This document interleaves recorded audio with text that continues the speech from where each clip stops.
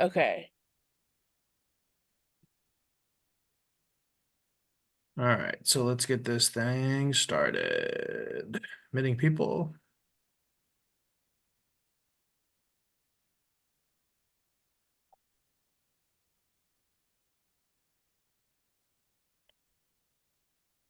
Okay. I'll make you host so you can let people in. Yeah, And then for if you sure. want to if you want to give it back to me because you're doing other stuff on a Sunday, go for it. Okay, sounds good. Let me find your name here. Gina, making the host. There we go. Hey guys, how we doing? Happy Hey Sunday. Gina, hey Mario. Hey, Happy, Deborah. happy eve of Q4. Very excited. All right. So I'm going to do this pretty free form. And I just threw a bunch of case studies together. And I want to do just sort of like go back in time and do some takeaways from each of them.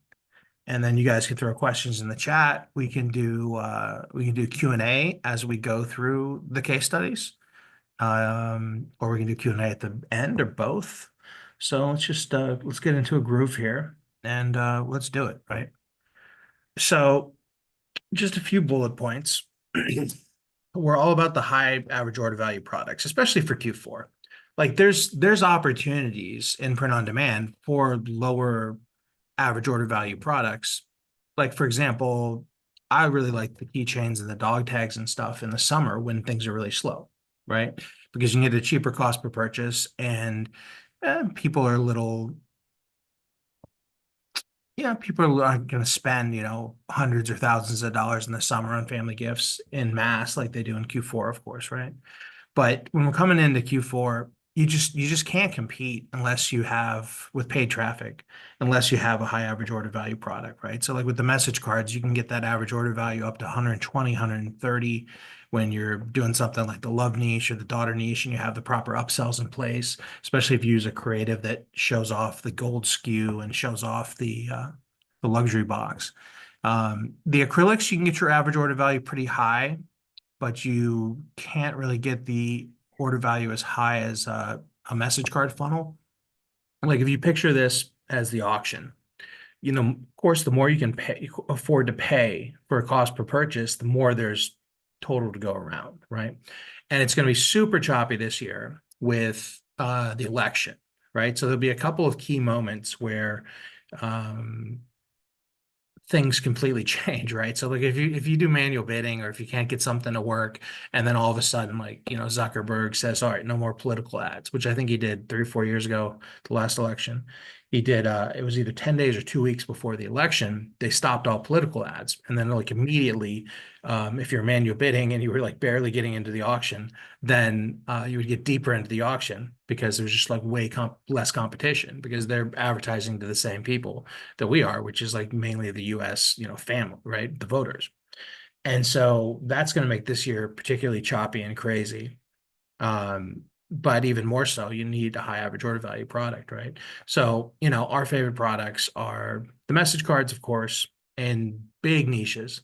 Love niche, soulmate, wife. Daughter niche is phenomenal for Q4. It always has been, right? Yeah, we're recording for a replay. And that's a good segue. We got a school group here where we're going to put this replay, and I've got a couple other replays from some other master classes from the one I did like a month ago, and then the Mother's Day one we did too. So the link to that is in these notes. Okay. So I'm gonna do all value here for an hour and a half or 2 hours. We'll see how long it goes. And then if anybody wants to stick around, we'll open up another room and talk about the coaching program if they want. But I'm not gonna pitch that at all. This is a coaching call. Let's all have a good time and learn some stuff, right? So in print on demand, my favorite products for Q4, the message cards, the acrylics are good, but not necessarily as good as getting a winner in the message cards because your average order value, you're going to be struggling with that a bit.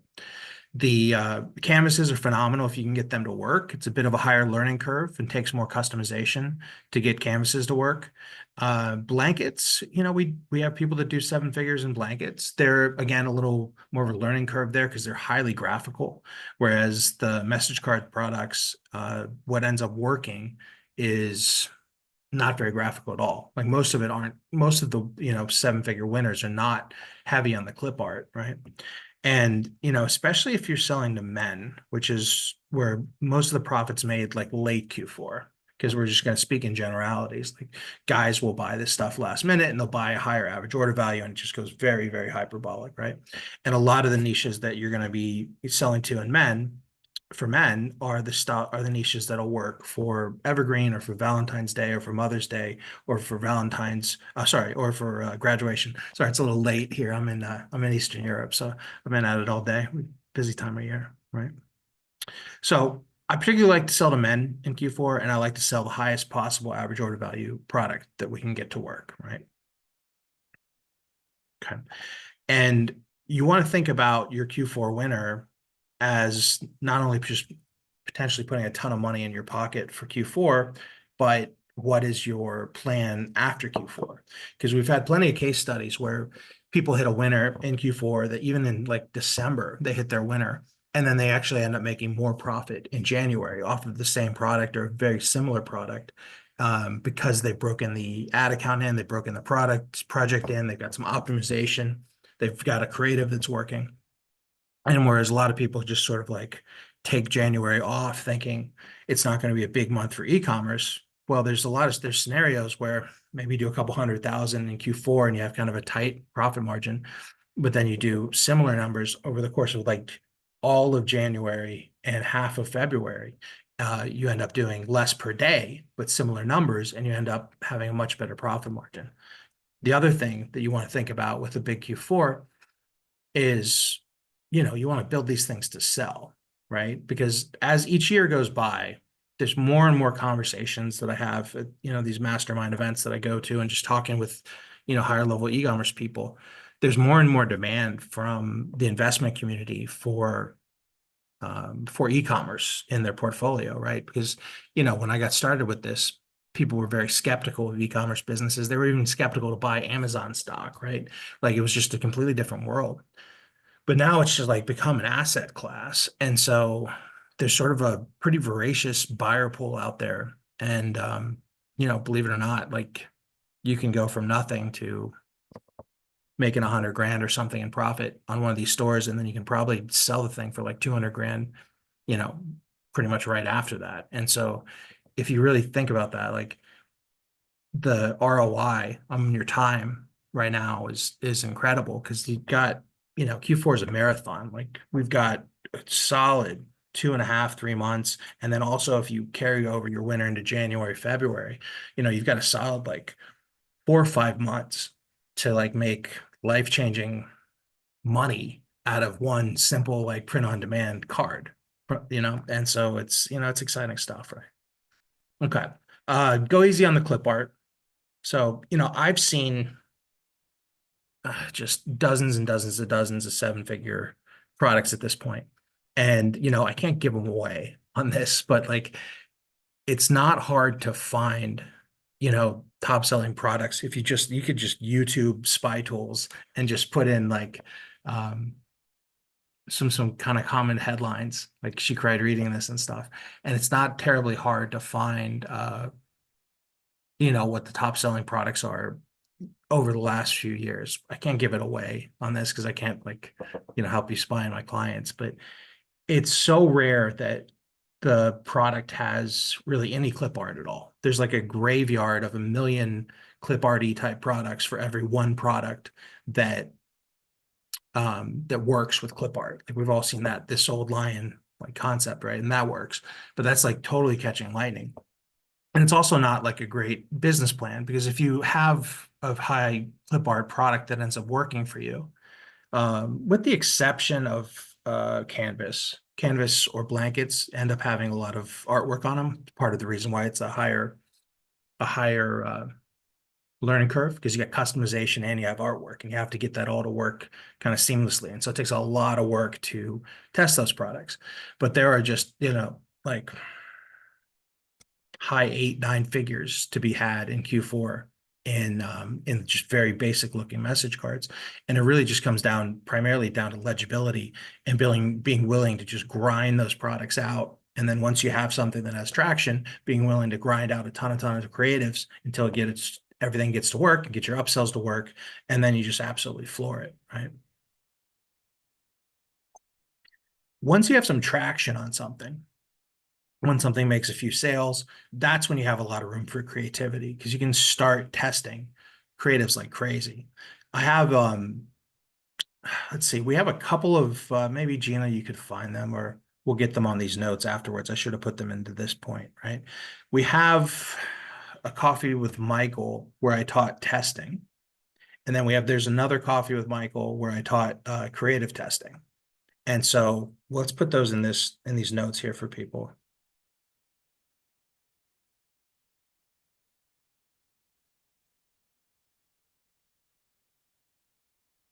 And then there's coffee with Michael.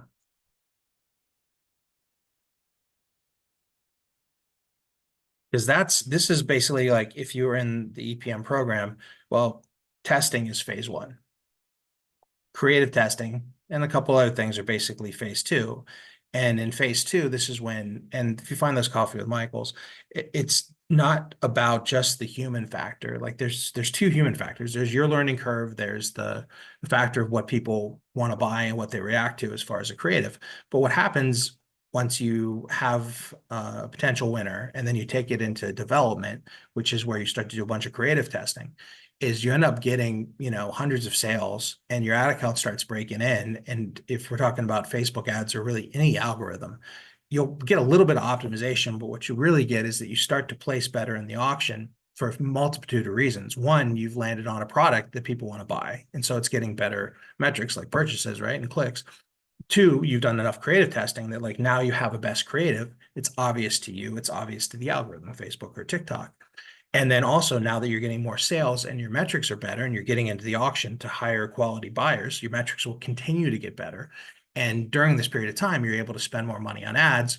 Then now the algorithm gets feedback on you. It gets to see from, its conversation with Shopify, with the CAPI, with Shopify, it gets to see that you're shipping these products out, that you don't have a high return rate, that your credit card's going through successfully on your ad account.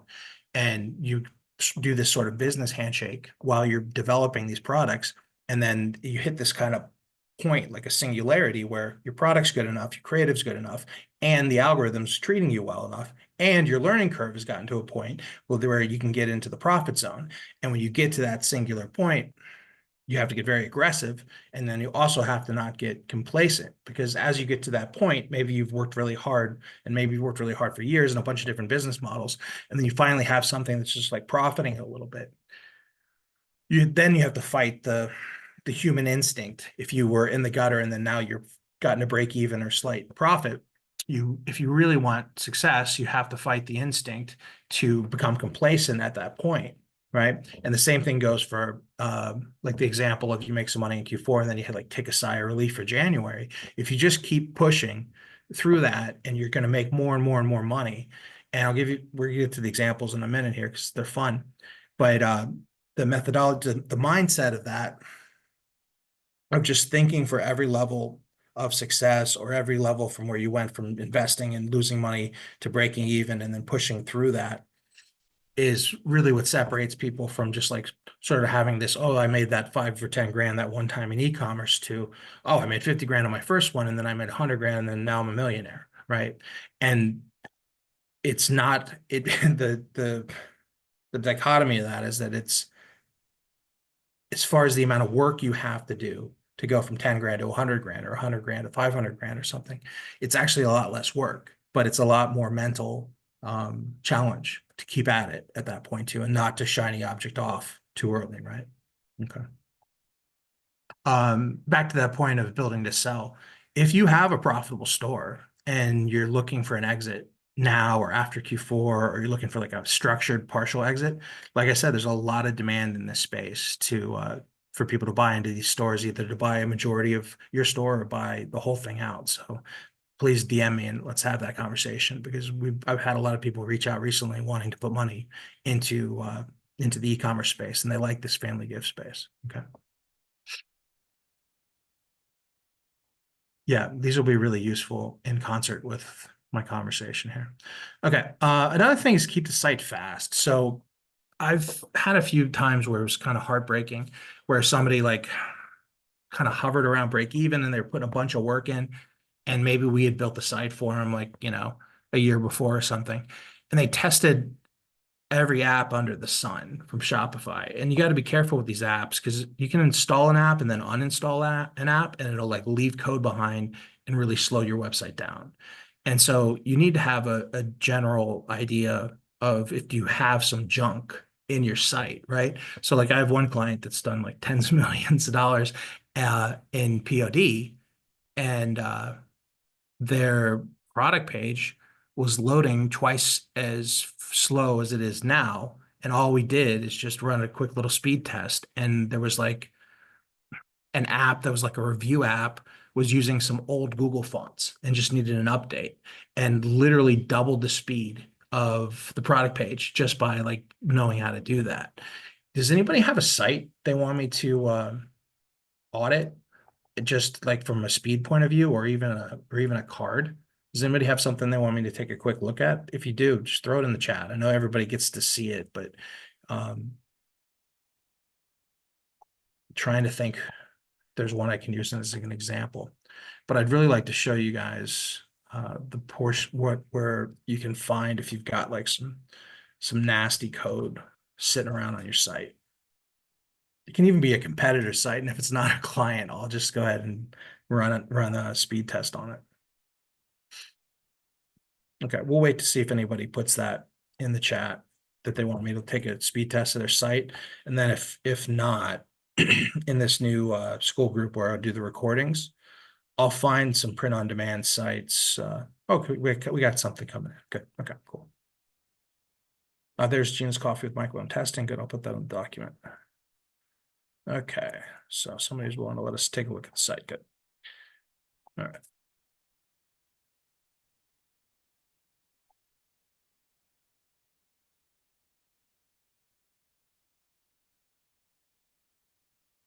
Okay, something's loading slow on the home page. Okay. The main thing is the product page. I mean, home page definitely matters, but let's find a product page and get a look at that.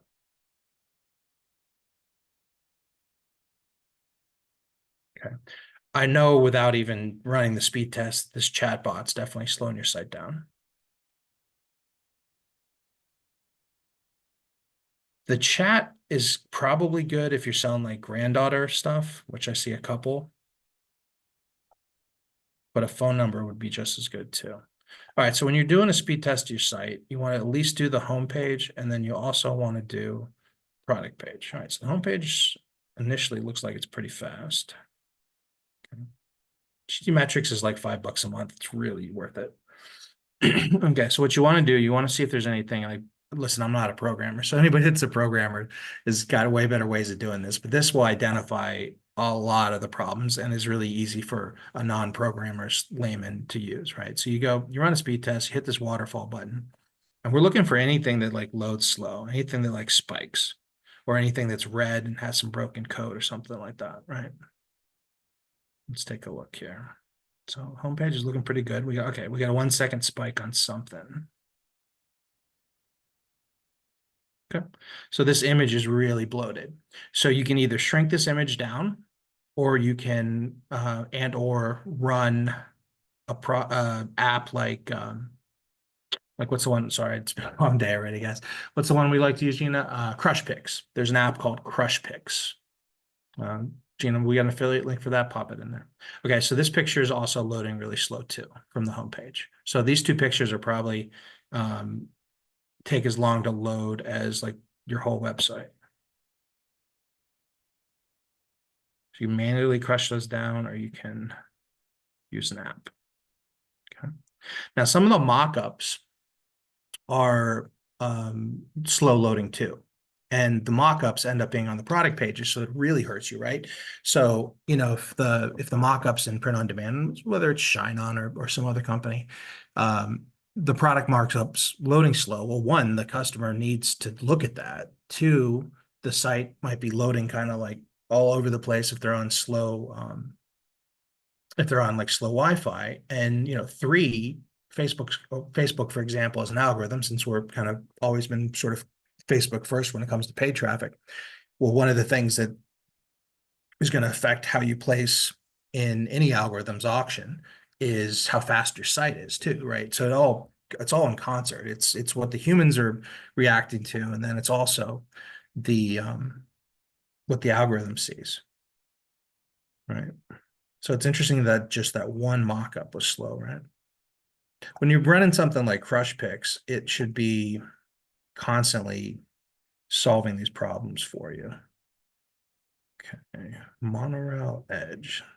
So this could be a theme. Could be an app.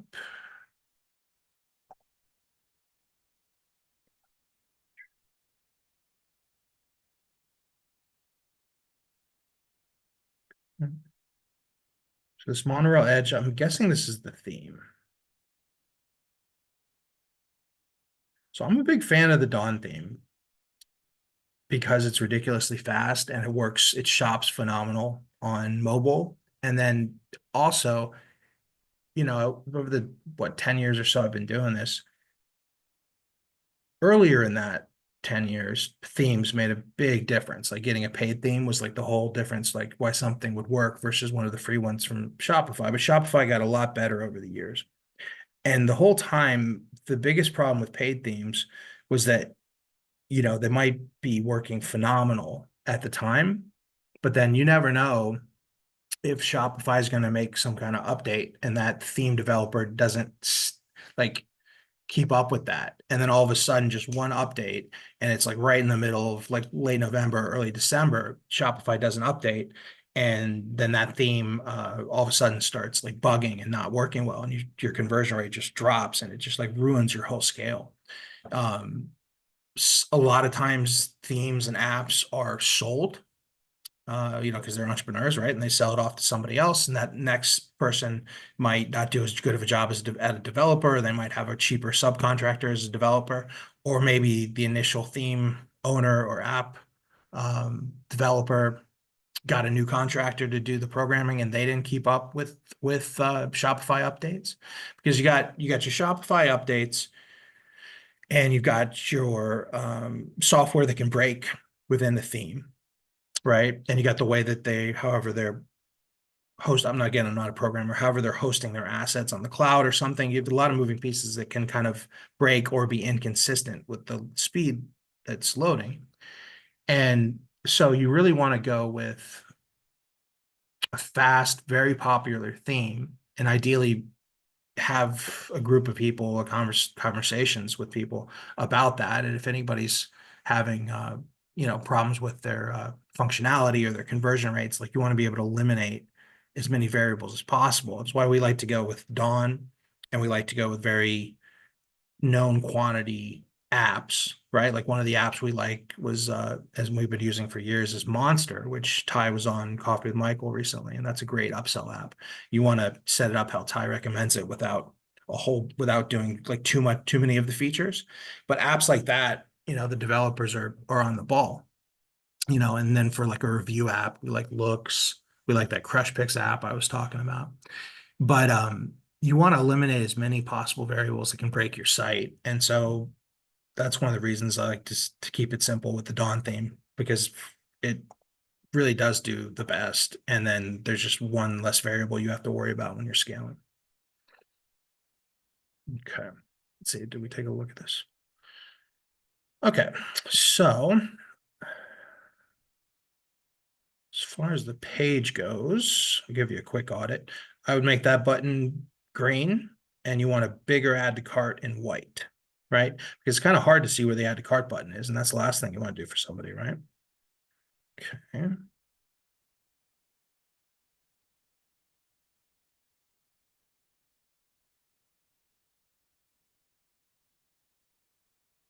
As far as the card goes, and especially in selling to men, you want to make it very obvious who is the gift receiver. Now, something like this, if you have a good video ad working and this is already scaling, great. But in general, for testing and for, finding a winner, this is really busy up here. And I don't know if I just picked this product at random, but it's good for a teaching example, right? So you want the biggest font on the page to be daughter, which it is, but this other stuff is sort of distracting the person, right? So like as somebody's, remember we're doing interruption marketing, assuming you're doing Facebook, right? And as somebody's scrolling through Facebook, they might scroll right past this daughter, and then they also might scroll right past this dad, right? So like just having love and then dad, very obvious, and then having this daughter bigger and even like a easier to read font, and making this "To My Beautiful" smaller so you can make the daughter bigger, and then probably getting this "Never Forget That I Love You" either down here, so it looks like you probably will have some room to squeeze that in there, and then this whole front piece of real estate is daughter from dad. And you got to really, when selling a men in general, you got to really hit them in between the eyes, especially with a picture ad, and also of the card too, like because you want to make them realize immediately who it's to and who it's from, right? And you can probably get a lot more for an average order value if you go with the love knot too, because it just has a higher perceived value. So there's some tips on one of the best niches for Q4. Okay. All right, let me look at one more site and then we'll get into the case studies. Mark, can I add something before you navigate away from that? Yeah, I go for it. If you scroll up a little bit so we can see the title of it, we're Oh yeah. having your titles about a third of that length, because what happens on mobile, where most of your customers are going to be on, that the title when it's that long will take up a huge portion of the screen and it becomes distracting. You really want people's eye going really just on the card and not getting distracted by anything else until they get a chance to read that message card. So I usually keep the title. Oh, she's breaking up. A small phrase. Your internet connection went out a little bit, Gina, but we got most of that. Keeping Okay. the title smaller, because I'm especially imagining it on mobile for sure. Yeah. Very good tip. Very good tip. 100%. All right. So, all right. Somebody else give us a site. Let's get a look at that.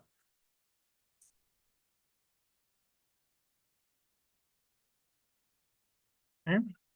We'll go there.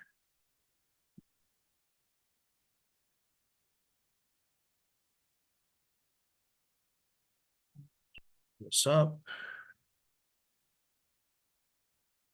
Free shipping banners are good. Get some acrylics. Oh, there's old Carlos that used to work from ShineOn. His modeling career.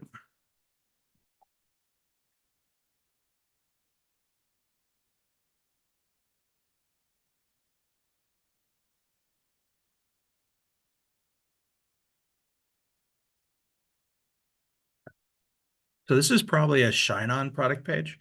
There's a couple things that can be improved on their product page. Like we just like to use the Dawn product page because it loads a little bit faster and there's some things that we can improve. So probably this is redundant, right? So in your advertisement, you're probably mentioning 50% off, right? Right next to the buy button, you're mentioning 50% off. They get that it's 50% off. So this is all redundant. You really just want to have one banner and a free shipping banner has tested to be the best one for us. And then as you get closer to an event like Mother's Day or Q4, mentioning, guaranteed delivery, order now for guaranteed delivery for Christmas, and you can put you can start to use urgency as you get closer to the event.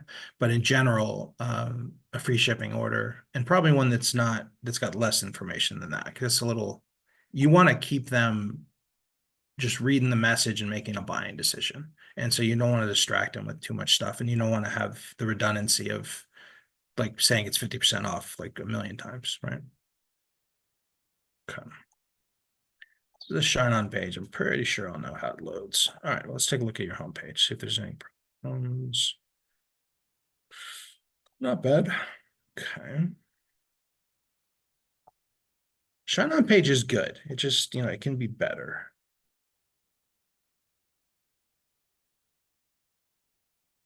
One thing I like about running just to the Dawn page, and this isn't a besmirch ShineOn in any way, is that Shopify's putting billions of dollars through that Dawn page, and so if it has a bad day, Shopify's gonna like roll it back or fix it immediately, right? Whereas any other company using a product page from them, there might be some inconsistencies that you don't even know are happening.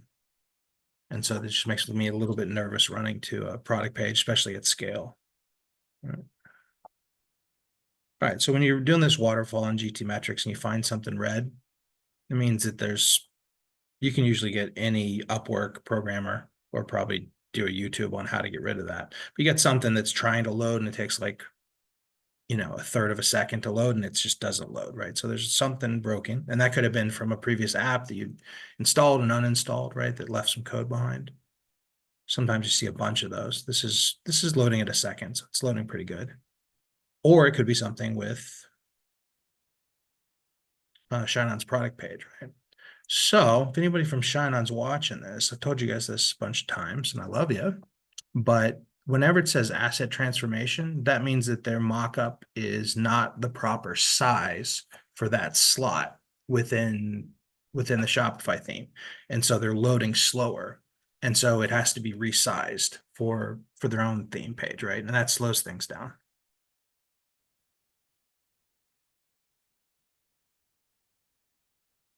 But in general, like, you don't need to sweat it too much. But if you run just the Dawn page, you probably get this to load twice as fast.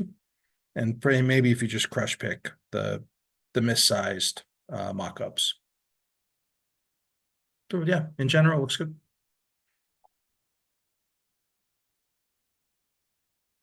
Okay. So one thing, and this was a product I picked at random, but this will be good for a learning example, right? So couple things. I'd rather see somebody do a daughter product, and if you want to add a Christmas element, put it in the creative, right? So imagine this was just a daughter product that you could sell all year long. You could sell it for Q4, you could sell it for Valentine's Day, you could sell it for Mother's Day, you could sell it for graduation, right? You get at least four opportunities to sell this, right? And also, like, mom to daughter does well late summer, early Q4.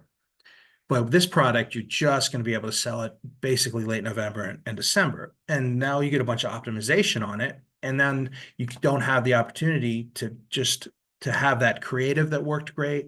To have the product is going to optimize within the algorithm. And so you'll be able to do a lot of stuff with a daughter product in January, February, around Mother's Day, around graduation. And you can add these Christmas elements in something as simple as a graphical overlay, right? You've seen those ads where it's just a picture ad and the top part says, she cried reading this. Well, put the she cried reading this and put the little Christmas hat on the sheet, right? And have the product itself be a daughter product that you could sell year round, because now this thing can pay you so much more. You're going to make 10 times more money, right? Another thing in general with most, high 6 and 7 figure winners is, in most cases, you want to have a specific gift giver.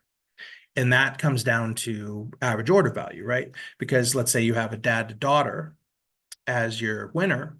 Well, probably you're going to have an upsell to something in the love niche and get a really high take rate on another love knot, right?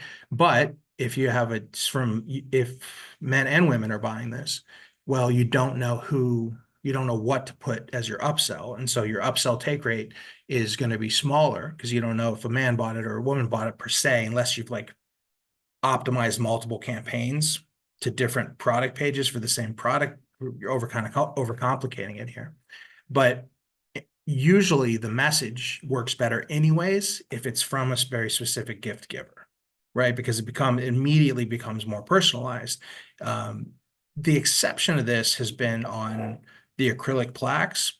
Often on the acrylic plaques, the version that works the best is from, I love you now, or I love you forever and always, or something, because I can speculate that it might be a gift that one person buys and says, this is from me and your mother, or this is from me and your father, or it's an individual buying. It just gets a broader amount of purchases.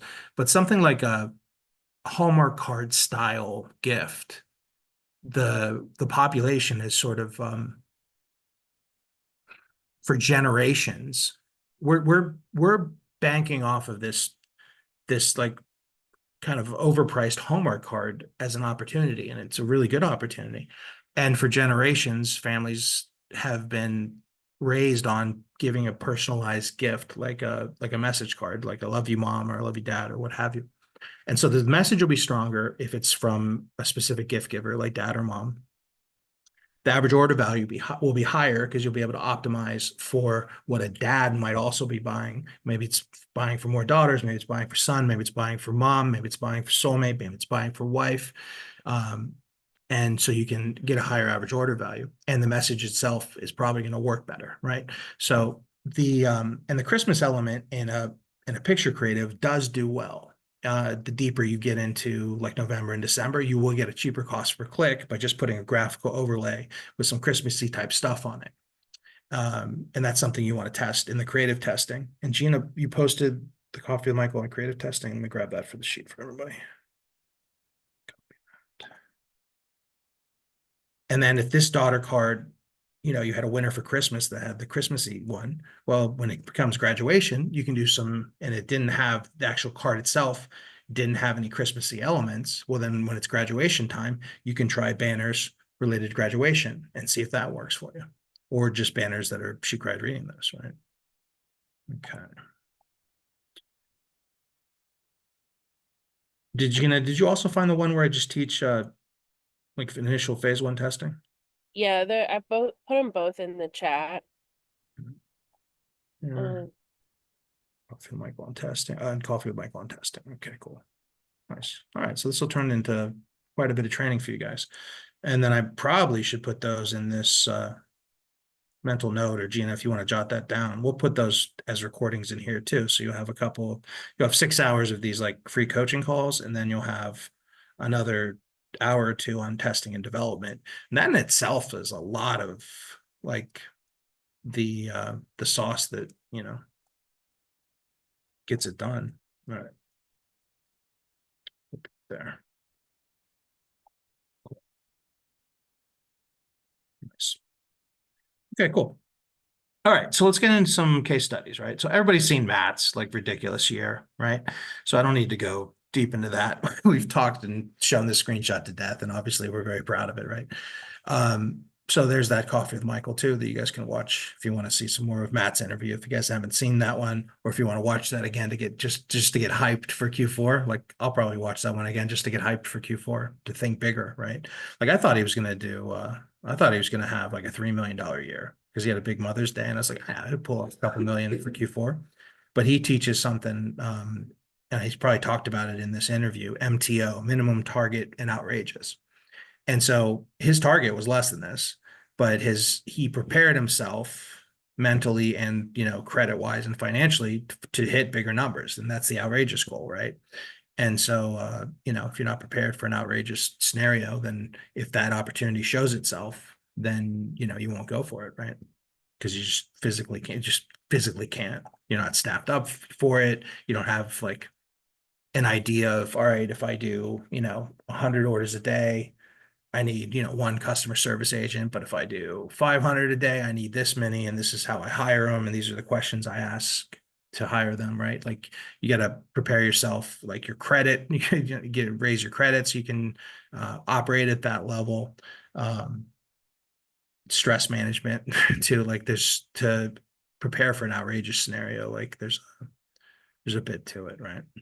Okay, so let's go through some case studies. This was from this year. This was a Mother's Day run. They did phenomenal. This ended up being I think the best Mother's Day in the group, or one of the best ones. And they hit an outrageous scenario, right? So again, it was a high average order value product. It's not rocket science. A lot of what you guys are going to see here again. High average order value product, right? Because it just doesn't work at massive scale during a competitive auction like Mother's Day, Valentine's Day, deep into Q4. It just doesn't work at scale if you can't afford to pay more for a cost per purchase as your competitors. You have to be able to sell one of the higher average order value products during the momentum events to hit big numbers, right? Everybody you're going to see on this call, almost all of them test a ton of products. Occasionally we'll get somebody we work with that hits a winner and scales it to like a couple 100,000, and maybe they only had to test like 10 or 20 products. Almost like invariably when that happens, it's a slump before they find their next winner, if at all, because they just didn't really work all that hard for it. Whereas like when Matt talks about 2 years before this, I think he probably talks about it in this interview, or there's another couple interviews with him. His first winner, I think, took like 100, was it 136 or 166? I think 136 repetitions, meaning that he did not necessarily 136 original tests, but between original tests and development, creative tests, it was 136 different repetitions before he did his first. Yeah, 137 was the winner. Thank you, Michelle. So it was 136 losers for the 137th was the one that he did like $500,000 on. I don't have that screenshot handy, but that was like, his first solid Q4.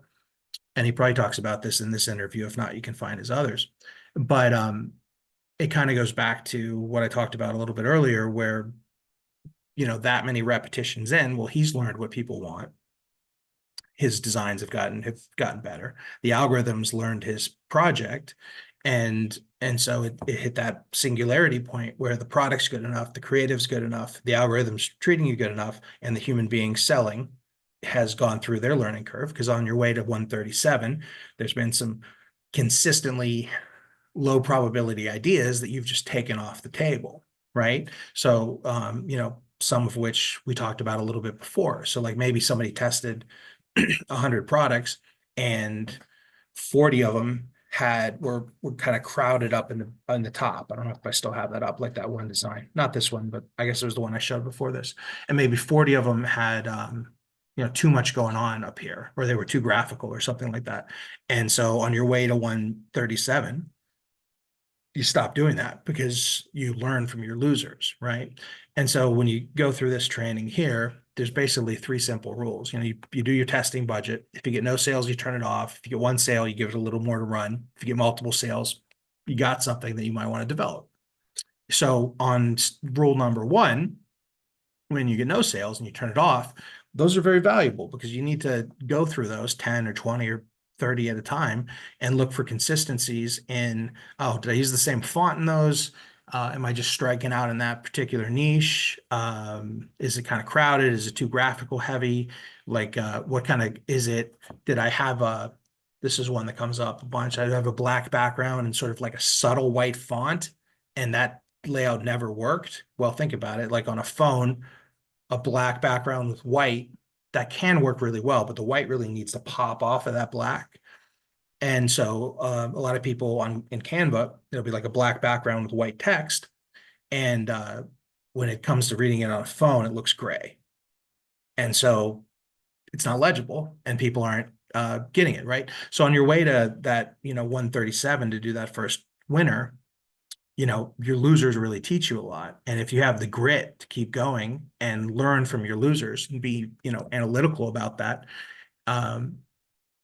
that's a key. That's just like everybody that's hit 6, 7, and now 8 figures that we've seen has that in them, right? They're learning from their losers and they're doing more of what works, right? It's very obvious, but it's once real money and real time is involved, you have to hear it again. You have to hear it again and again and again and adopt it, right? Okay, they tested a bunch of creatives. I think they had like 2 or 3 winning products on this and a couple of great creatives, and they got super aggressive with it. They also tested a bunch of audiences, right? Like often we'll find that people scale without going too deep into audiences, but sometimes audience, like very broad targeting scales well. Sometimes lookalike audiences scale well. Sometimes an interest will scale well. The algorithm's always changing within Facebook. So that's, you know, sometimes audiences work, sometimes they don't, right? And that might change from one week to the next, right? They like many of these scales you see here, they use a Tim Bird strategy called a shotgun. And there's a free, he's got some free trainings on YouTube about that. And he also has some recordings on his website. This is one of my favorite mentors. This is it's a high risk scaling strategy. So like, don't just go out there and burn a bunch of cash on it, you know, unless you're really ready and you have the winner. But this student was phenomenal because on this scale, they did it exactly how we taught it. And then they took their winnings and they got even more aggressive than the rules that I teach. And so they taught me on this scale, like that there was more out there, right? Like if they had just like, I'll eat some humble pie here. Like if they had just listened to me, they would have been at like 30 or 40 grand days. Right. And but they, you know, took the training wheels off of it. Because what I teach is a lot of manual bidding strategies for scaling. And they took they just went with auto bid and they just spent a bunch and it really worked. Right. But they used the safer rules on the initial like 500,000 of this. And then they said, you know, this is our opportunity. We're going for that outrageous. And they very intelligently got more aggressive than I taught them to. And that's about picking your moments, right? Just like just like this here with Matt, you know, I have a tendency to be a little too conservative. Probably if Matt had done exactly what I told him to do, then he would have had like a $3 or $4 million year. But he saw that there was more opportunity there and he took his profits and got even more aggressive with it. And that's when it's really life changing, right? Because like, you know, 500,000 in sales, that's going to bring in 100 grand or something. And that's some real money. But if you say, this is my moment and you reinvest your profits and get more aggressive than I'm comfortable, you know, telling somebody to be, then, you know, this is really life-changing kind of money, right? Okay. This is a cool case study, because this member actually like has 4 7-figure stores now, or one of them is on its way to being 7 figures and 3 of them are at 7 figures. So when they came in and they got a winner, I told them to pop that same winner up on another store that they just had kind of sitting there. And they scaled the same winner on 2 different stores. And then both of these stores have turned into 7-figure stores. And now that they have multiple assets, so they could sell a 7-figure store and still have a 7-figure store, right? And so that's a phenomenal strategy. Especially in Q4, you know, like even if it's like you can see this one, the scale mostly happened in December, right? So they kind of broke both stores in at the same time. And they did testing in both stores, and then they got everything working, and they just floored it in both stores. And then there's, you know, if you already have a successful store, if you're having your first success in Q4, starting another store and taking your best stuff from the first store and scaling it in both is just a phenomenal way to break in a second asset. There's definitely something within the algorithm where certain strategies will like allow you to do 20 grand or 30 grand a day. But when you start to try to do like 50 grand or 100 grand a day or something, then often the Facebook algorithm's kind of fighting you to get you to pay more for a cost per purchase, right? There's like a little bit of a kind of like a communism sharing kind of something in the algorithm where it tries to spread out the love across multiple projects. And so like often you hit this kind of ceiling, whether it's just on an auto bid strategy or whether it's like a complicated strategy for scaling, you hit this point where, well, I can do $2,000 or $3,000 a day, or I can do $10,000 or $20,000 a day and maintain a good return. But as soon as I try to go above that, Facebook starts charging me a bunch more for purchases. And that's just because it's putting you higher in the auction and charging you for more purchases. So there are certain scenarios in which doing the same product on multiple stores or having multiple products scaling on the same store will allow you to do bigger numbers and still have lower cost per purchases. And then also if you do on multiple stores, you can diversify your risk, right? Because you could have one set up in like a partner's name or a spouse's name. You could have them both within your same name, and you could have, well, in Facebook, for example, each person's profile, you're able to create two business managers in most cases. And so you can have one store on one credit card, one business manager, another store in another business manager, another ad account with another credit card. And now when you go, if one business manager gets disabled for some reason, then you still have that other business manager. There are disablements where everything gets disabled, but there are times where one business manager gets disabled, or maybe one of the Shopify stores puts a hold on your money, but the other one doesn't, right? Also, if you're talking about building these businesses to sell, well, a sophisticated or even intermediate level Facebook advertiser is going to want the business manager to come with the sale. And you can't give away an ad account without giving away the whole business manager, because you create, the buyer has to become the admin of the business manager, and then you take yourself off as admin, and now they have full access to that business manager. You can't do that, at least at this point, unless they changed it since the last time I had this conversation. You can't do that with a single ad account. So by having multiple projects that are each one's in a different business manager, you've built yourself up in a way that your business is a little more diversified, as well as it's going to be easier to sell one of those assets. The other beautiful thing about this is, because I don't know if they're on the call, but this guy, it's just like a perfect example of somebody that, I've been coaching for what, 6 or 7 years, drop shipping, POD, what have you. So many times somebody hits, $500,000, $1 million, couple $100,000, whatever it is, and then they shiny object off to like something else. Occasionally when they shiny object off, it works and it was a good move, but a lot of times they're in for, like, at the very least, a slump, if not torpedoing their whole sort of like e-commerce career. This guy's got 4 of these stores now, so he's like the poster boy for doing more of the same. Like, once you got to a working system, again, people have a big Q4 and then they don't make that January money that's just kind of sitting there. And I have an example of a couple people that made more in January than they did in Q4 of the same product. It's the same kind of thing with, you worked really hard to maybe make your first 100 grand profit or something in e-commerce, and then you take this kind of sigh of relief, or you're afraid of kind of giving some of it back. But what you really need to do in order to continue to hit winners and grow is do 3 times, 5 times, 10 times as more repetitions as it took you to get to that first 100 grand in profit, so that you're in it to win it and you're going to continue to grow. And maybe you don't physically want to press 3 times or 5 times or 10 times as many buttons. And that's when you need to, learn to be a boss and just hire and fire VAs very quickly and get a workflow of people making products for you, making creatives for you, launching the products for you. And then you just jump into your ad account and you see, all right, well, 10 tests have been made, or maybe it's a workflow where somebody shows you 20 designs, you pick which 10, they launch them for you in your ad account, you're paying them $5-10 an hour or something, it's a VA.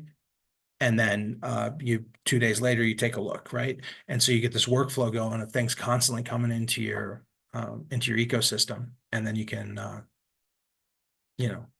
really lean in on all the hard work it took you to get to that one success and turn that into success after success after success. Guys, you can fire off questions in the chat too. This doesn't have to be a lecture series. Yeah. Shiny object syndrome, though, man. We had one guy do 2 million in half a year, and then he used the same business manager to run ads to weight loss, which is a very dangerous category for ad accounts. And then he lost all of his ad accounts, and so he had a $2 million business that he probably could have sold for $500,000 or $1 million, and then he had nothing, right? It had to start over from scratch because the assets got disabled. So shiny object syndrome is a killer, man. This was a fun one. I scaled this one. I took this one over here. This was one of my first ShineOn scales. That was a good time. Okay. Again, high margin product. One of the key niches. It's the love niche. It's daughter. That's where the vast majority of the money is in Q4. Is a daughter in the love niche, and also daughter in the love niche. They work really well as upsells with each other, and so there's a ton of money there. And this was a very basic looking card, very cliche saying. It's just a matter of grinding it out. And then when things are working, get the right product, the right creative, ad accounts broken in, and you floor it, right?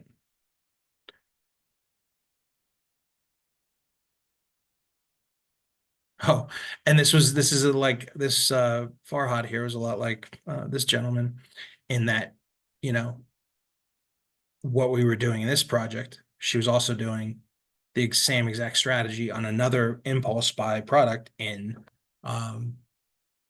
e-commerce for Q4, and it was working there as well. And so the 2xing, 4xing, 5xing down on a working system, whether you do it after you have that success because of cash flow, or if you have enough cash flow to do things simultaneously, there's no time like Q4 to be able to go past get to like have an opportunity to hit those outrageous goals. And this was another example, somebody who did hit an outrageous goal, right? Like in all these examples, like I showed people how to make, $1 million in sales, or $2 million in sales, or $500,000 in sales. And they took it even farther, right? Like they had that really strong why to hit like way more outrageous numbers than I thought that they could. And they just went harder, and that's just that's a common trait in, I'd say, like maybe like 20 or 30% of the people I work with that have success have that extra sauce to them, where they have that extra drive to go for that outrageous goal. Like we all have limiting beliefs, and it's something I struggle with, right? Like my comfort zone has always been getting people from, 0 to 200,000, or from 50,000 to like $1 million or something like that, right? And I'm pushing myself and my team this year, out of that comfort zone, and really trying to put a much bigger business portfolio together, which is why you'll hear me more and more talking about buying and brokering and selling businesses, because it's kind of my limiting belief for many of these years that we had to just keep creating these businesses from scratch instead of moving them and preparing them in a way that people outside of my little business sphere of drop shipping and print on demand, well, other people look at money and assets in a different way, and learn that language and pushing these assets off to somebody that wants to buy them as a more sophisticated investor. There's a lot of opportunity in that. Like this store here, this one's actually for sale if somebody's looking to pick it up. This one's got a really nice profit margin. This is an example of somebody that made more money. Got to zoom in on this. Somebody that made more money in January than they did in Q4, because that was just when the numbers all kind of lined up, right? So the conversion rate's okay, but the cost per purchase was like really nice and cheap, and gave them a 2.7 return on ad spend, and they ended up netting 80 grand on 300K, most of which was January, like I talked about earlier, where the cost per purchases were cheaper.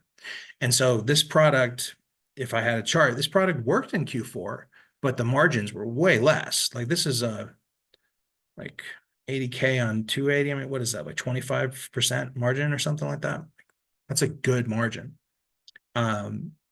Whereas maybe in Q4, the margins were really tight. The cost of purchases were really competitive. Maybe the average order value that they were getting wasn't high enough to really bank a bunch of money in Q4. Maybe they on the same, I don't remember what the numbers are, but we can just speculate, maybe 200 or 300 grand in Q4 yielded 30 grand in profit. right? Maybe it only came in at 10% because it just didn't work, but then they had something working from Q4 and it was a primary niche, a love niche or daughter or whatever. And it worked really well with the cheaper cost of purchases of January and February for Valentine's Day, right? And sort of like that product that had the Christmassy stuff on it. Well, if that product didn't have the Christmas stuff on it and it was a winning product, well, you can have creatives that are about Christmas, and then you could have creatives that are about like sort of evergreen and creatives that are about Valentine's Day and then Mother's Day and then graduation, because you never know. It might be that your first real nice chunk of change is could be in January, right? Or it could be December, it could be could be now, it could be Q4, right? It could be the summer. This one's a summer scale. This guy here was completely brand new to e-commerce actually, and just very organized and very coachable, and had a very limited amount of time. And so to work, because he had a very busy job and was very busy with his family. And so he got so organized and was like, all right, well, I want to be able to test 10 or 20 products a week, and hired a couple of VAs. And I'm like literally timing every task and like getting it smaller in order to get a number of initial tests and then creative tests, like I talked about for longer in those two Coffee with Michaels that are linked in this doc. And it comes down to repetitions, right? Like how many repetitions did it take this brand new student to get up to a couple 100,000 in the summer? Whatever it was, I think it was like in the 80s or might have been in the hundreds, whatever it was, they were willing to put in those repetitions. Which part of that is methodology, but most of it is mindset, right? Because if you go into this with a mindset of, I'm going to test 20 products, and if it works, it works. If it doesn't, it doesn't, right? And then I'm going to go try some other, make money online, or I'm going to buy some other course, and I'm going to just kind of get ping pong balled around versus going in on something. And Matt talks about it in that Coffee with Michael interview here, where he said, I'm going all in on ShineOn, for a year. And he's just the mindset that I'm going to find a working system with a good supplier and test products and learn until it works, right?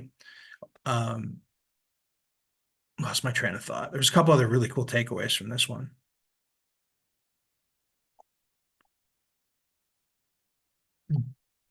This is something that some people struggle with, right? So there's so much that you can learn, whether you're like in a program like ours, or whether you're in a bunch of programs, or whether you're studying off YouTube or buying going to a bunch of free, trainings, or going to a bunch of paid trainings, or buying some expensive courses, some cheap courses.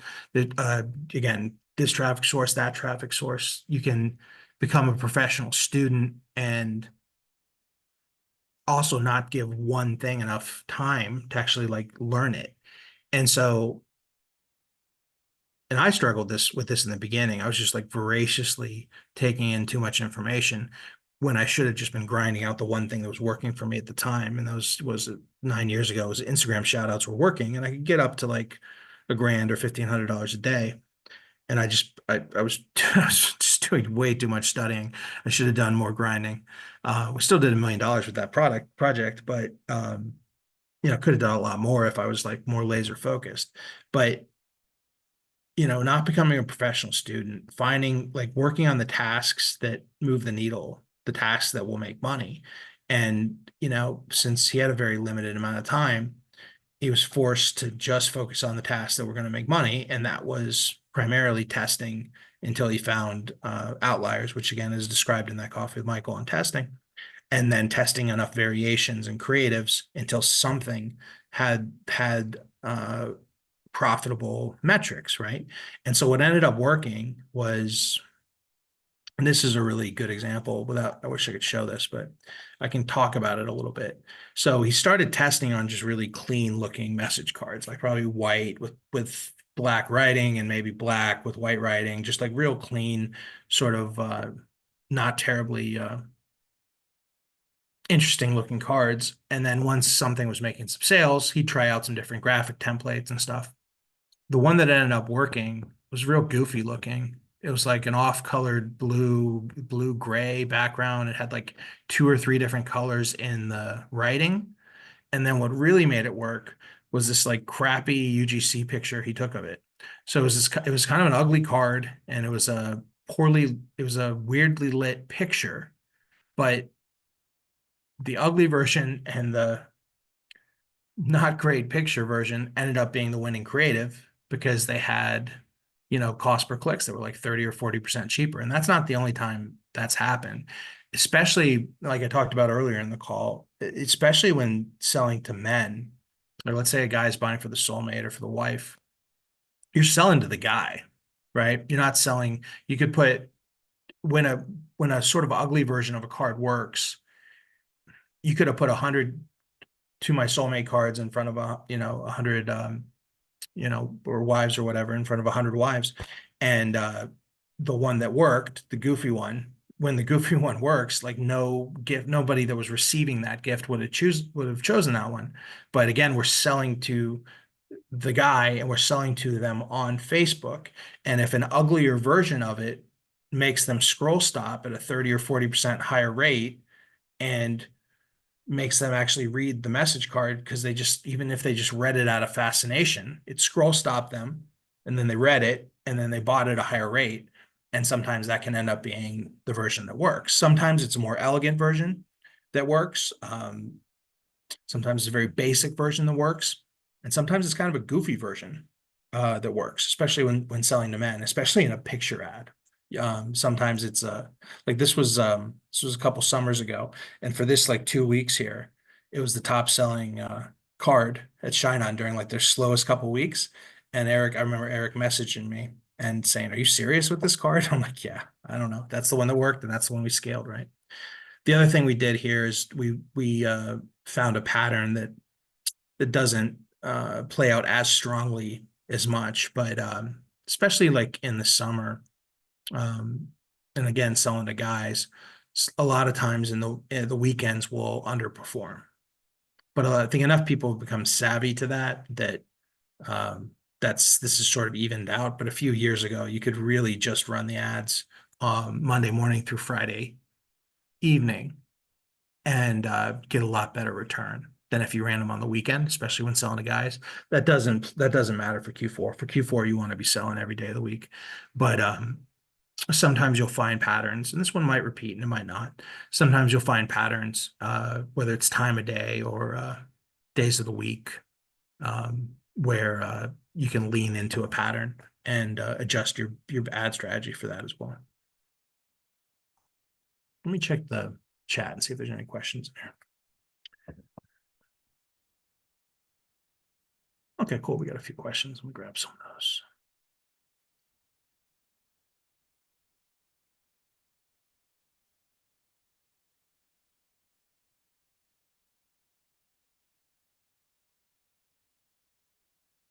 Okay. Oh, yeah, back to that ugly card versus pretty card. Matt's first winner, he thought it was kind of ugly. I thought it looked okay. And he was quoted as saying, I was kind of embarrassed about how the design looked until it started making thousands of dollars a day in profit, and then it started looking a lot prettier. And that's one of my favorite sayings. Okay, we have a few questions here. Let's catch up on those. Yeah, good question, Ben. I get this a lot. So in general, we're in the family gift space.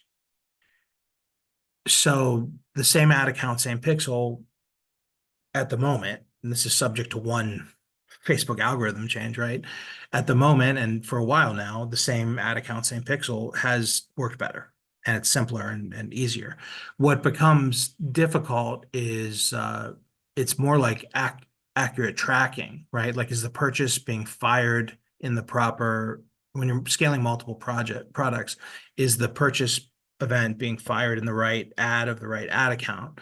And so when you're scaling multiple products, it's less about the ad account like competing with itself or optimizing incorrectly, Like you could have one in the daughter space, one in the soulmate space or something. And it's less about them not optimizing properly as it is about getting accurate tracking on which of your creatives and which of your ad sets and which of your bids is working better. And so, investing in something for like Triple Whale or something so that you have another or Hyros or something like that. So you have another method of tracking your data becomes more of an issue than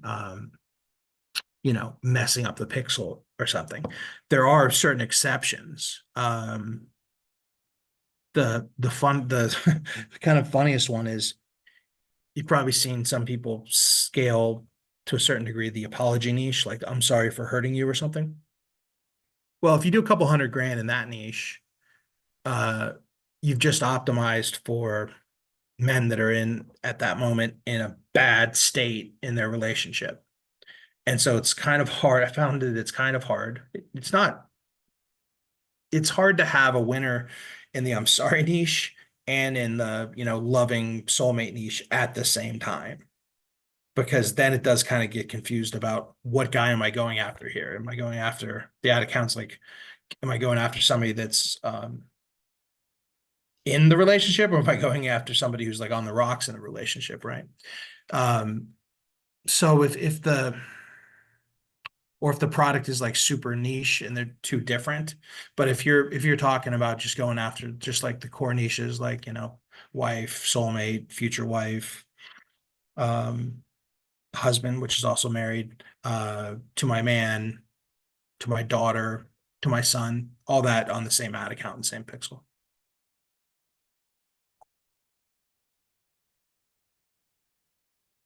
So third-party app clearinghouse for large amount of orders. You're just talking about having enough money for ad spend? Yeah, I mean, there's companies that'll loan you money once you're making a bunch if you need extra cash flow.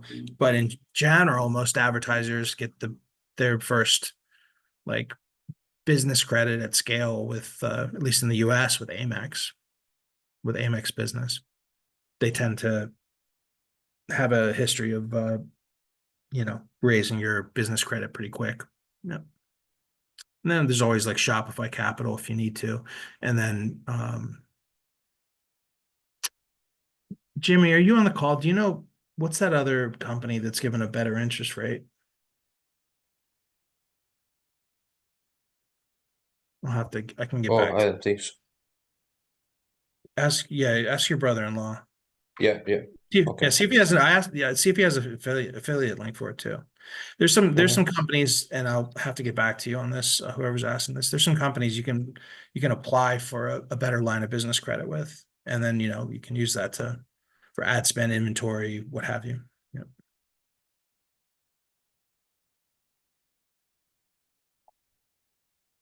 Yeah, Deborah. Hopefully this is your Q4. Let's get it.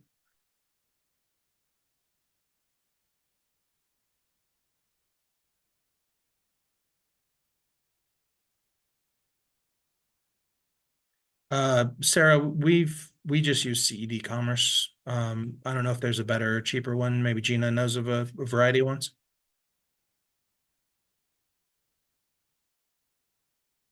For Amazon, I've never really found a third-party integration that works seamlessly. Said Commerce has been the best. It's not cheap. To connect ShineOn to Shopify, you don't ShineOn is an app in Shopify, so you don't need an extra step there. But for Amazon, yeah, Said's been Yeah, I haven't seen anybody at scale use anything other than Set, but I'm sure it's out there. I'm sure there's other options.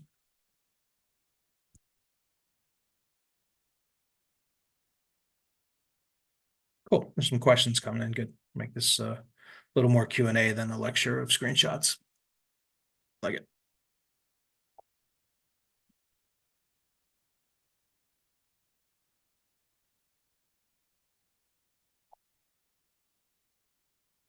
Can somebody expand on that? Keepsake?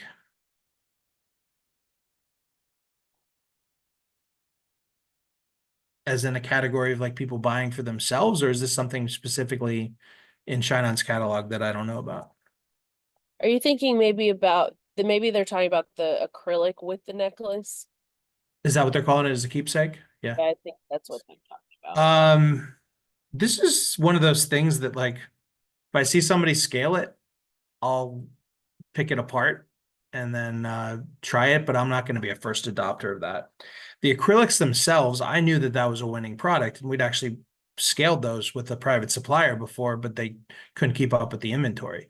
So I knew when ShineOn finally brought them, and we've been asking them for a while, when they finally brought them in, I knew that that was a winner. Like it was just a fact, because I saw it selling, and I knew people scaling it, and we had scaled it to a certain degree, and then that smaller private supplier didn't want to didn't want to provide the service for other people. He was just scaling at a high ROAS himself and just running vertically integrated, right? And so I knew that was a winner. My initial thoughts on this, they're calling it the keepsake. My initial thoughts on that are that, yes, I'm sure somebody's going to scale it, but it's just I know exactly how to scale message cards, exactly how to scale canvas, exactly how to scale acrylics, and they're not as busy. You're not selling as, like, on a message card, you're selling a phrase, right? And the love knot just justifies why you're charging so much for it. The acrylic with the necklace, like, then what do you upsell after that? So it's a harder sale because you're selling two products at once, like a bundle. Even in my drop shipping days, like, if you were going to intentionally sell two products at once, you made more money doing it in an upsell sequence, right? So, like, during COVID in 2020, we did millions with baby Dopplers, so you could listen, the pregnant mother could listen to the heartbeat. And if we bundled the Doppler with the gel that everybody was going to want, this was our average order value was like $40. I forget what it was. Let's say it was $40. But when people bought but we could sell the baby Doppler for $40, whether it came with the gel or not, and then post-purchase give them an option of buying one gel or three gels. And we ended up having an average order value of like $5 or $10 more, because we did it, even though it was the same two products, we did it in an upsell sequence. And so upsell sequences have always worked better than, for me, and in my experience, have always worked better for me than bundles. And I'm sure there's some message and creative and everything that's going to scale it. I'm sure somebody will do a 7-figure or high 6-figure scale on it. It's just not as straightforward to me. And I haven't seen a case study of, like, there's these like 10, 20, $100 million print on demand style businesses out there. And it's, kind of very obvious what they're selling. And before ShineOn had acrylics, it's like, it was a known quantity that, tens and hundreds of millions of dollars in acrylics were being sold each year by companies, big and small. And so I haven't seen tens of millions of dollars in if the SKU is called keepsake. I personally haven't seen tens of millions of dollars in keepsakes being sold. And so it's a question mark, not a known quantity.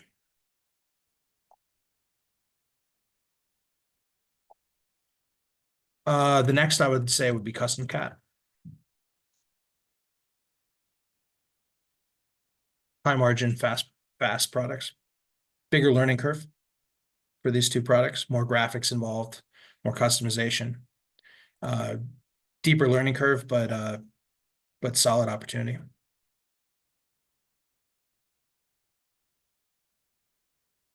Yeah, so any kind of iteration testing, Brandon, is based off of repetition, right? So when you're testing products, you test 100 products, and 40 of them don't get any sales. 20 of them get 2 sales. My math's off. 40 of them get 1 sale, or whatever. The 20 that got the 2 sales, those are more interesting, right? when you're testing upsells, you have to get to be mathematically significant, you have to be making enough initial sales, right, for the data to become significant. So like, let's say you were going to do an A/B test of, I don't know, let's say you had a mom to daughter message card and it's selling well, it's your winner. And you're trying to figure out what's going to be my first upsell. Is it going to be like a to my man product, a to my husband product? Is it going to be a to my son? Is it going to be a bonus daughter? It's going to be a different daughter product. Like, what is going to be my upsell that gets the highest percentage take rate? Well, let's say you have an app like One Click Upsell, which is a post-purchase upsell. So you have 100 people come in and buy the mom to daughter message card, and you run a split test on the other products. You can either show like 2 or 3 of them at the same time and see which one gets a higher take rate, or you can literally in the software run an A/B test. Like maybe you run a to my man Cuban chain and a to my son Cuban chain, and you see after 100 purchases which one of those got a take rate as a upsell, right? But so the upsell process testing happens after you're ready, kind of like scaling something, because it takes more actual sales to happen before you can mathematically kind of figure out your upsell sequence. Yeah. The memorial niche is a good niche in general. I wouldn't say it's a Q4 niche. Less people in print on demand have success with this niche, but the people that do have success have a lot of success. So the way that I coach is like, I'll give a whole list of like opportunities that are 7-figure opportunities, and this is one of them. But then I'll tell people, put 80% of your focus into where the most people make the money. And I told you guys that in this, which is it's the primary niche is the love niche and the daughter niche with these products, right? And so the most people will make their winners in a love niche or a daughter product. Some people will hit granddaughter, that's a nice big niche, but it's more difficult and less people hit it. Some will hit the memorial niche, even less people will hit with that. Some people will hit with highly graphical designs, regardless of which product, but less people hit with that, right? And so if you can get the memorial niche to work, it's a great niche, and I wouldn't think about it in terms of just one product supplier either. There was a company, Guardian Angel, I think it's called. They did very well with like a custom picture upload product of, I think it was the best creative was like a deceased father. And that upsell to a print-on-demand hoodie with, it was customizable. It had angel wings on the back, and it was customizable. You could put your loved ones, your lost ones' name in there and their years, right? And those did very well in concert with each other, a hoodie and a piece of jewelry in sequence. So yeah, it's got more moving pieces, the memorial niche, but it's very heavy on sentiment, obviously. But yeah, less people. There's definitely a seller or two with the ShineOn catalog that does very well in this niche at any given time, but there might be, hundreds or thousands of sellers doing well in the love niche, for example, right?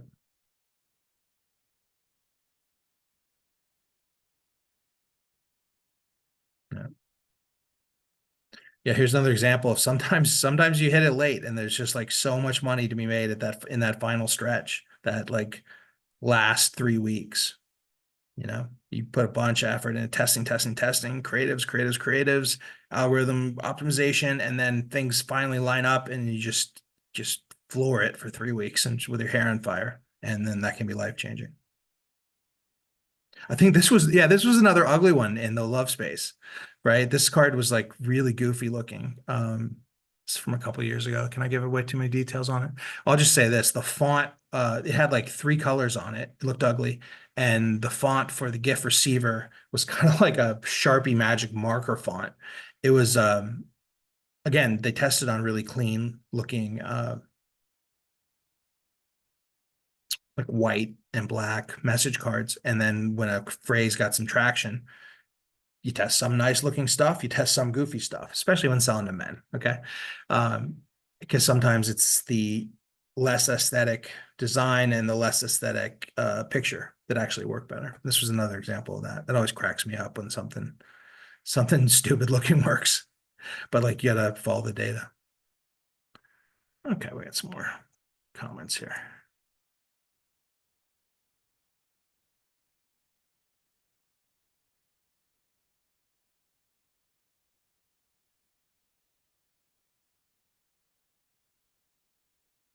Hi, Sarah. It's our coaching program. At the end of this call, anybody that wants, I'll pop open another room, and if you're interested in the coaching program, I can let you know what it includes and you know what it costs.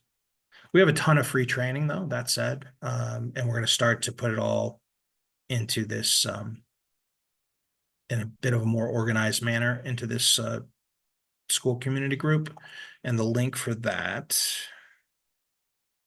because we've got to have like 50 hours of free training at this point. We need to just every week put more and more of it in the same place, because it's kind of like all over the place. The oh, the wrong document. At the top of this document we're talking about here, this link here, and you'll have this free recording and a couple others, and then we'll put some of the Coffee with Michaels where I teach testing. Between the Coffee with Michaels that we've been on, or Matt's been on, or Gina's been on, or my students have been on, that's got to be 10 or 20 hours of free ShineOn training, plus the free coaching calls I've done and the little free mini courses we've done. There's got to be like at least 30 hours of free training that's mostly pertinent. So we're going to get it all in that same location. But as far as the coaching program, it's very hands-on. You know, it's a combination of one-on-one coaching, a website build, group coaching. It's top-notch, but it's not free. Okay. Yeah, we're talking about the keepsake. Yeah, sorry. So, good question. It comes down to a couple things with the election, right? One is the customer's experience on a social media platform. Like when you log into, when you get on Facebook, what's Facebook showing you? Is it showing you a bunch of triggering conversations? Like, is it intentionally showing you comments that are against your own personal politics just to rile you up and get you commenting and keep you on the platform? Possibly. And does that create the sort of experience for somebody to then just like buy a loving family gift? Or did like we're doing interruption marketing, and so if somebody gets on Facebook to kill some time, do they get upset because of politics? Do they get involved in an argument because of politics? Or do they just like see their friends had a nice weekend and like, oh, look, my like Gina went to the T-ball game with her little 4-year-old nephew. Like if that's on her Facebook and then she sees a loving message and she needs to buy a gift for Christmas, like that's a much different experience versus seeing something like some kind of hateful conversation comes up and then you see a loving gift. Like,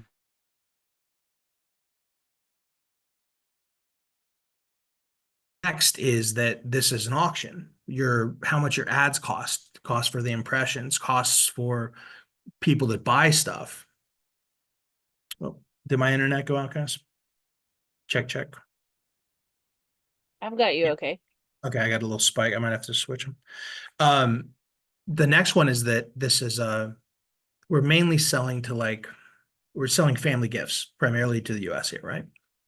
Those are the same people that the political parties and super PACs and such are advertising to, because the crossover between who we sell these gifts to and voters is pretty much straight on. And so if tens or hundreds of millions of dollars are being spent on political things that last Q4 weren't competing with the people to show ads to, well, those political ads are asking for money. And so the person's experience might be they see a political triggering conversation, they see a political ad, and they give money. And that might be their experience on platform. And that just doesn't happen in a non-election year.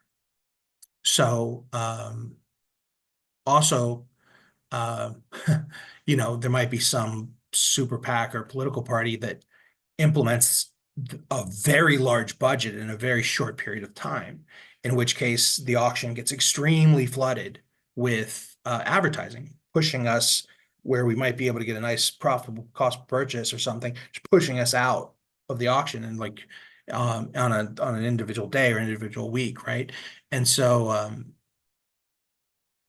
it also comes down to like pictures and videos too. So if the political parties are all running just video ads or something, and then they're not running enough many picture ads, then picture might work better, right? Or if they're evenly running pictures and videos, then both auctions are crowded. Now, in previous auction election year, if we're talking about Facebook's policy, I think it was 10 days before the election, was no more political ads. Right when that happened, it got easier to scale for Q4. And then you also have sentiment. So you have when do political people, when do political ads are not allowed to advertise anymore? Well, that frees up more of the auction for us to get in there right around the time that it is Q4, right?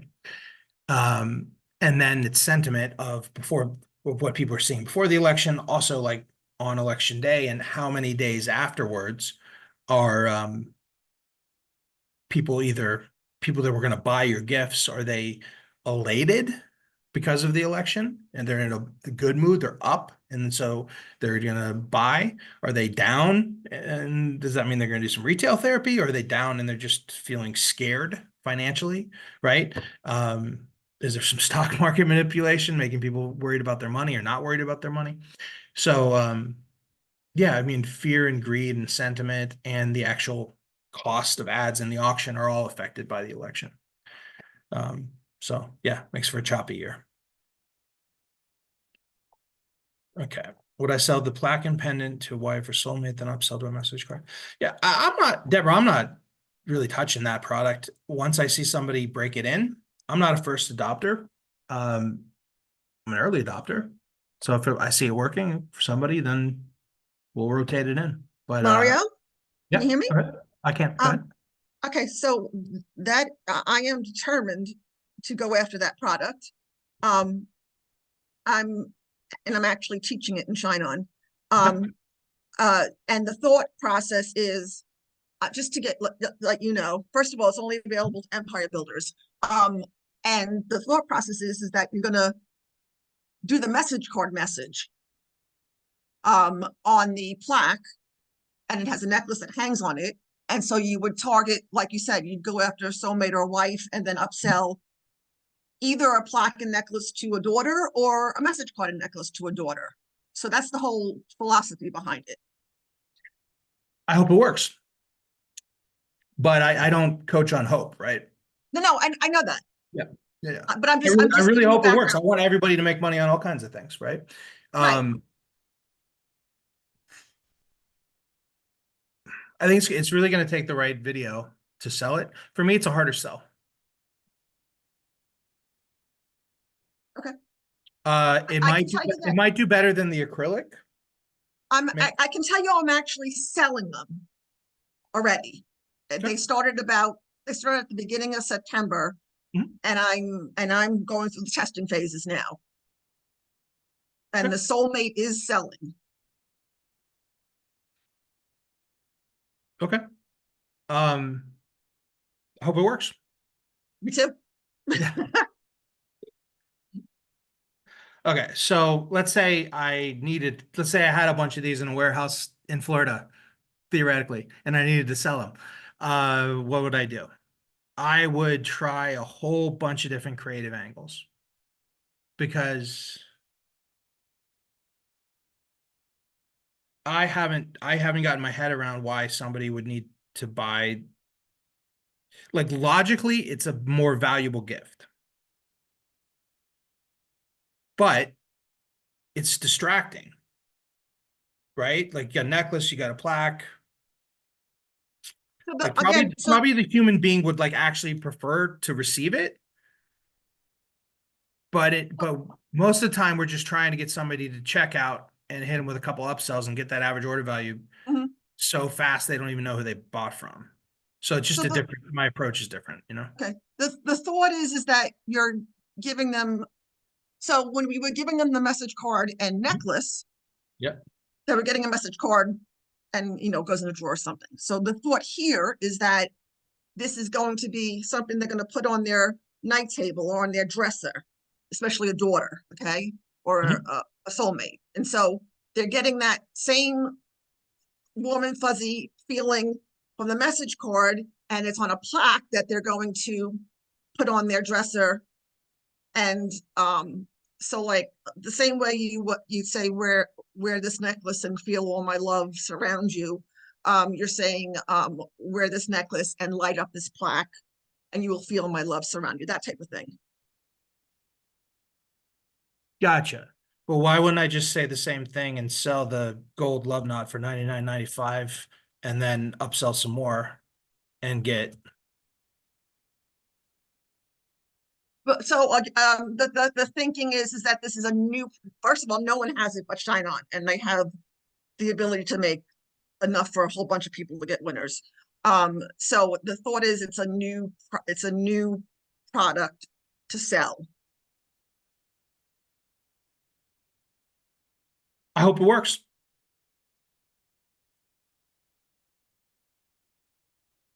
But for me, we're selling sentiment, right?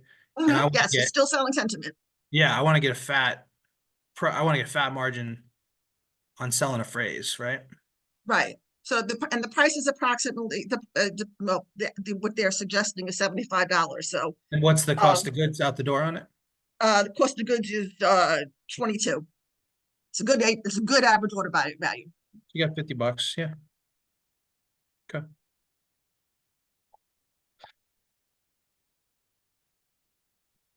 I want to be wrong, but it just doesn't interest me. Okay. Yeah. I'm happy to be wrong. I really want to be wrong. I hope it crushes. Okay. One thing I want to add to that I think is this is a good opportunity for this reminder. The plaque with the necklace makes sense for those reasons to us because we're sellers and we know what a message card is. So we can look at that and think, oh, this is something that won't get thrown in a drawer. But our customers don't know what a message card is. They don't have that. They won't have the same train of thought necessarily.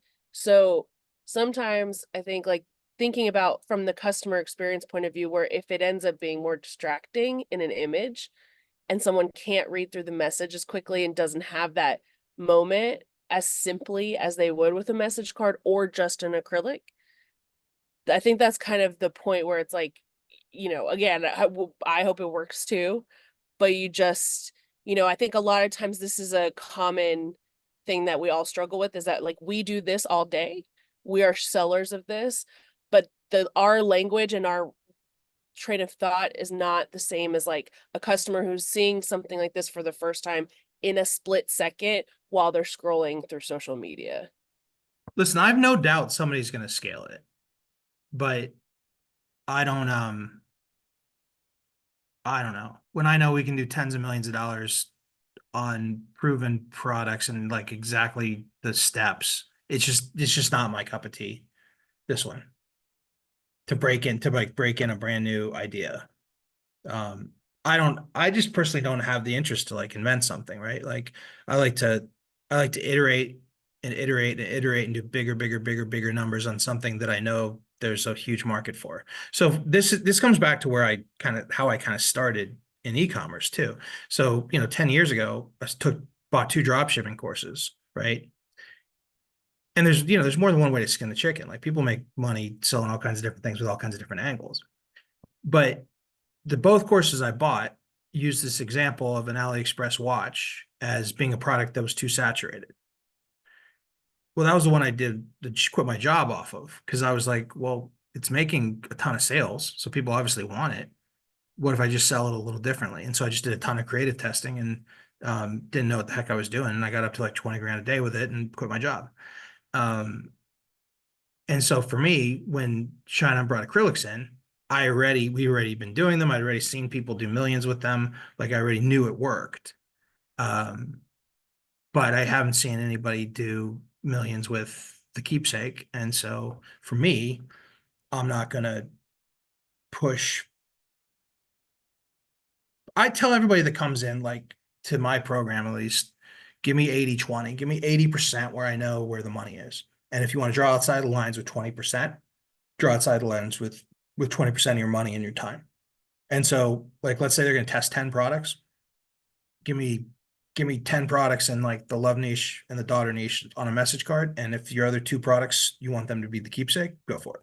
Like that's how I would coach somebody that was like, if they came in and like they were really hot to trot on this product, I'd say, cool, put 20% of your effort into it. And if it works, flip that 80-20 the other way and put all your effort into it. There's a book I love called The Disciplined Trader, right? And there's a quote in there, and I'm going to botch it. It's like, if you try to force your will on the market, you're in danger of having the market teach you a lesson in forced reality. So let's use this out of the ShineOn's catalog, because this I know somebody will succeed with. So this isn't this example, but I'm going to give a more extreme example. The what was it, like the bejeweled jean jacket that cost $30 and this MSRP is 40. Gina, you know the one I'm talking about? It was like a Yeah, I jacket. don't remember the numbers off the top of my head. Yeah, I use this as an example of like, don't sell this, because one, clothes have a high return rate, but that's neither here nor there. But like the cogs were like $30, and the going rate for it was like 40 or 45, right? So like there's just like no scenario in which it would profit at scale. That's an extreme example of somebody, like if they, like, let's say a client came to me and they're like, I want to sell bejeweled jean jackets. My cogs are $30 and I can sell them for $45. I'm like, all right, well, you're gonna have a 20% return rate. So like, even if you get purchases for free, it's gonna be break even. That's trying to force your will on the market. This is not that. Somebody will make this work because it's 2 products that people actually like kind of want. I think it's higher difficulty than just selling an acrylic or a message card funnel, personally. And I want to be wrong, because I want ShineOn to do great. And I don't know how many of these ShineOn bought, but I hope they sell out.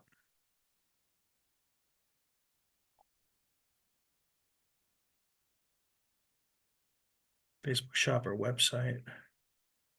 So Facebook shops were a huge advantage last year, less so now. You want to have both placements, but as you go deeper into Q4, website only, especially if it's a well-optimized site and you have your upsells in place, you're going to get a higher average order value running to your website. And so you're going to be able to scale more. That said, at least initially when Facebook shops first came out, like Matt crushed it with Facebook shops. Like Facebook, like website plus shops as a placement was like a cheat code for a little while when less people had it. And Facebook was really skewing the cheaper cost per purchases to the Facebook shop to kind of launch it, because there had been a couple years in a row where Facebook had come out with shops and they'd given, 7-figure sellers like $2,000 or $10,000 in like free ad credit just for Facebook shop. And it did so poorly.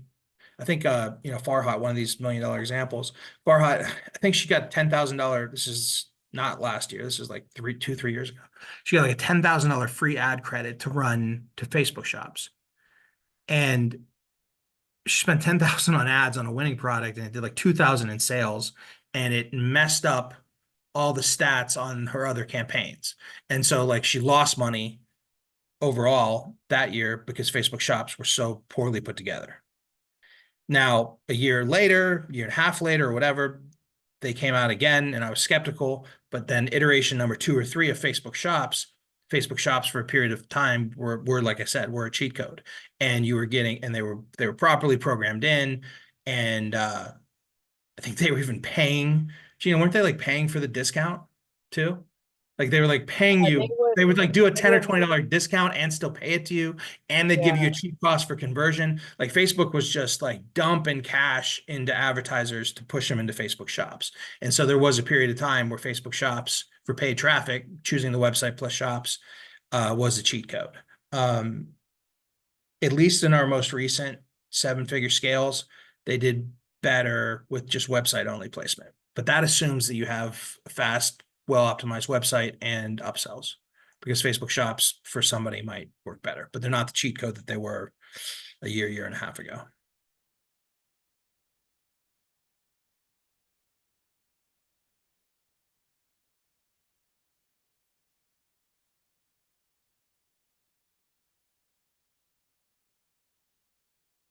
Okay, here's another good one for you guys to watch is Dean's Coffee with Michael.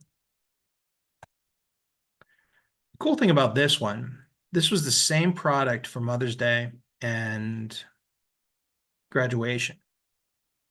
And then he did massive creative testing and then floored that thing into Q4. And, you know, for anybody that's worried that like, oh, is ShineOn still an opportunity? You know, isn't it saturated, this and that? His cost of goods were so much higher because this was before Empire Builders or the previous version of Empire Builders that they gave EPM.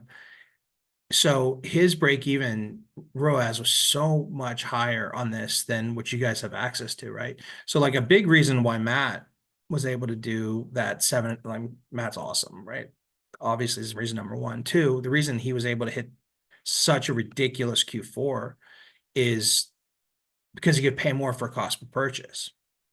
And with the cheaper cost of goods now, you can pay more for a cost per purchase. And so that opened, if this is the Facebook auction, and this is how I described it to Michael and Eric when I was like, all right, this is, you know, the year that Dean did this, I'd say 2/3 or even 3/4 of my clients that were making hundreds of thousands or millions of dollars that year were self-fulfilling because ShineOn had kept raising their cost of goods. Like they went from like they went up huge on the box from like $5 to 10 or 11 or bucks or something. And they raised their cost of goods a lot.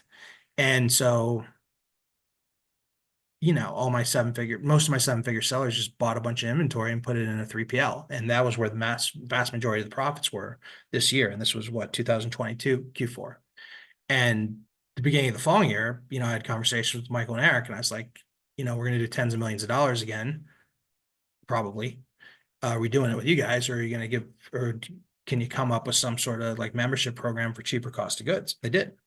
And so, you know, there's twice as much or even 3 times as much opportunity for people to sell these products now because you can afford a much higher cost per purchase than you could in 2022.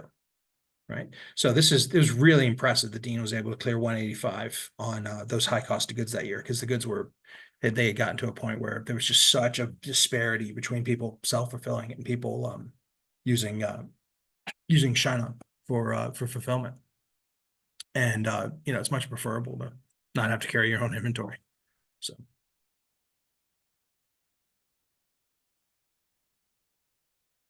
here's an example I was talking about earlier where somebody made more money in profit in January, right? So they got a late winter. And it's like December 4th, it might even like December 8th that we spiked it. And it only had like a week or 2 of selling. And like he made a couple bucks here, but he mainly just broke in the ad account. And then you can run off of that momentum, especially like in the Love Niche or Daughter or what have you, off that kind of momentum, such cheap cost per purchases in January that you can, if you hit a late winter like this, then you can make your net up in for January into Valentine's Day. So, and if you think about that too, like let's say this was a Love Niche product. Well, I think he shiny objected off after this, but the Love Niche is phenomenal for Mother's Day as well. So like a scenario is like you hit a late winter in Love Niche on a high AOV product, make a little bit of money in Q4, make most of your profit in January. Like that store that I was showing you up higher that was for sale, they did like 90K profit in January. And then you can do, Love Niche does great for Mother's Day because the overlap. So then you could do like another 500,000 or something, or even more for Mother's Day. And then you can, once you're at that kind of momentum, you can run a low kind of bid strategy most of the year, all through the summer, and just pick up a little bit of ROAS and then go super aggressive with it again in Q4 and then do it all over again. Like those patterns are just there for when men are going to buy jewelry, right?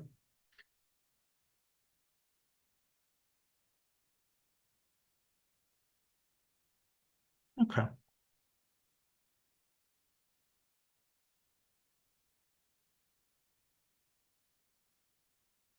All right, I got some time for some Q&A, and then anybody that's interested in what I've got to offer for the coaching program, we can jump in another room. But let's do some Q&A. Annie, yeah, I'm gonna have a replay. We're putting it in this kind of new school group here. At the top of this document is a link to that, and I'll get it up in there tomorrow.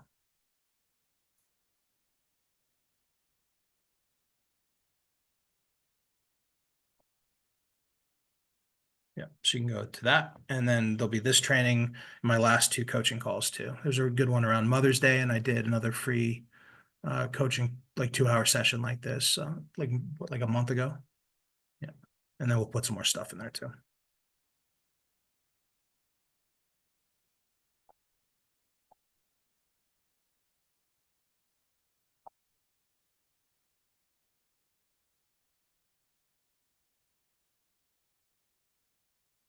You guys got like 10 minutes for just any Q&A. Just go for it. Kelvin, I'm glad you got some value, man.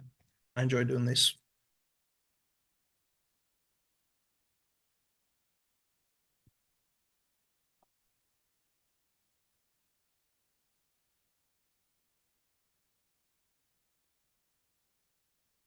Mr. Avia.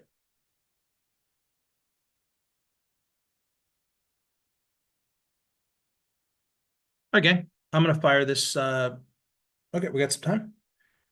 Oh, what was the name of the book I mentioned? The Disciplined Trader by Mark Douglas. The parallels between day trading and performance marketing are tremendous, right?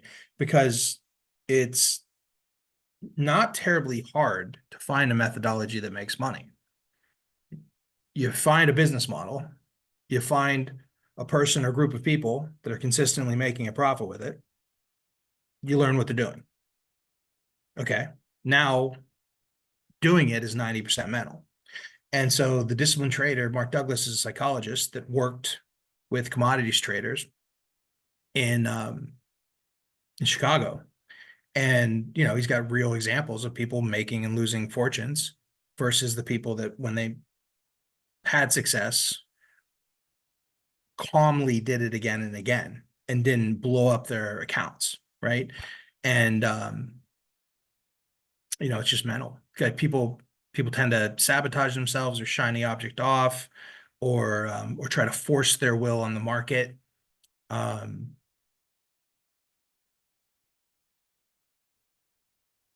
I think in our e-commerce space, forcing like sometimes people don't make money and they don't feel like maybe they deserve it. That's a deep-seated like psychological thing where, and then that person is likely to sabotage themselves.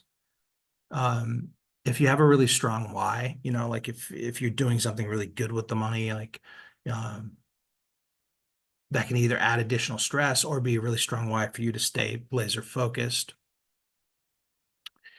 If ego gets involved, that can be one of the main reasons, and especially in traders, which is male dominated, right? And I'll just go ahead and say it. Guys and money tend to have ego tends to play tricks with us. You know, you make a couple 100,000 profit real quick or something, or $1 million or $500,000 or whatever. It's real easy to think you can feel invincible and think you can do everything. I day traded in my 20s and I did the same thing. I made a bunch of money just focusing solely on silver. And then once I had some money and I didn't have to like work a job, I completely screwed it up. Like I stopped focusing on all the things that made me the money trading silver and silver options and silver stocks. And I stopped having that edge because I found an edge, right? That's another really good book called The Slight Edge. I found that edge, and instead of keeping that edge sharp and even sharper and doing it at bigger numbers, I just started trading everything under the sun. And of course it went bad and I got on tilt, right? Poker, same kind of thing happens with poker players, right? So like finding a methodology that works, executing it and making some money, and then maintaining the mental focus and fortitude not to screw that up. Also, like not pushing a losing position, because like there's people that fall in love with a product and do 500 sales or 1,000 sales or something, and it's like still like losing a little bit of money, and they just keep pushing that losing position. Matt on his first winter almost got stuck on that. Like he was like losing just a little bit of money on his first quote unquote winner, but he had an uglier card that he didn't like, but it had better KPIs. And I told him to scale that one, and he did. Right? It's easy for somebody else to look at it because I'm not like emotionally involved other than I wanted him to have success. But yeah, the discipline, like there's a lot of good trading books, but my favorite one, and I literally travel the world with it, is The Disciplined Trader by Mark Douglas.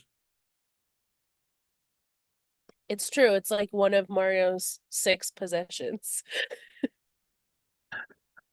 I have various possessions stored at various parts of the world, like my Jeep that you guys drive more than I do. Yes, that's true. But the one that stays on your person, the 6 things And that I have stay. some things that stay here in Macedonia. And I had a jet ski sitting in St. Pete for a year or two till Carlos sold it for me. But I have things scattered across the planet, okay? But no, in my backpack, three books travel with me. .com Secrets, Russell Brunson. Influence by Cialdini, and The Disciplined Trader. Those books travel with me.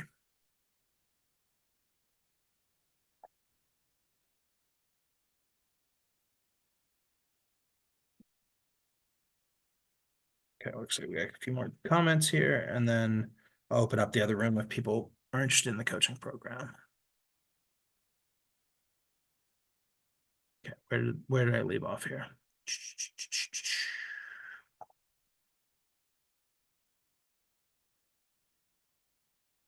We need to be ungated. I think it's wide open. I know a lot of people selling on Amazon. Didn't seem like they had to do anything crazy. Gold on black is something that's good to test, either as a initial concept or as a variation concept of your initial outlier. Whenever you're using a black background, often it's like a slight pattern black one that does well. You got to be really careful that you're writing, whether it's gold or white or blue or whatever.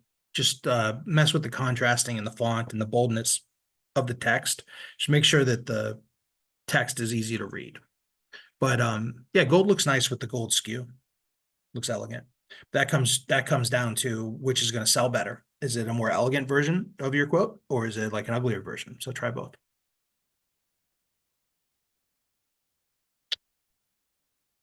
I think metal art is problematic for production time.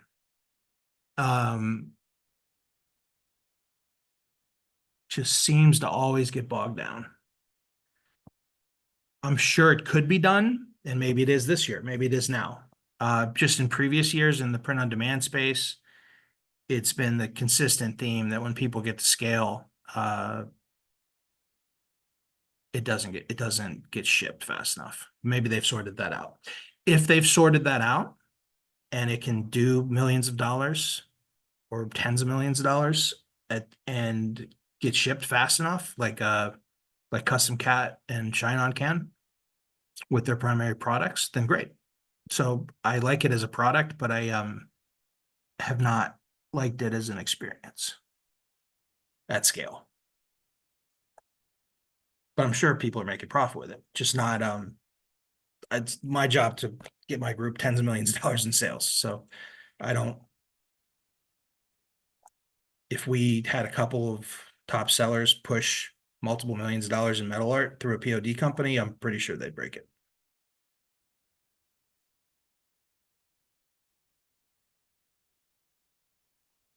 Oh, right on, Phil. Man, I hope this is your Q4, buddy. Okay, mom and dad for daughter. So I've seen it work on the acrylic to target both on the same product. And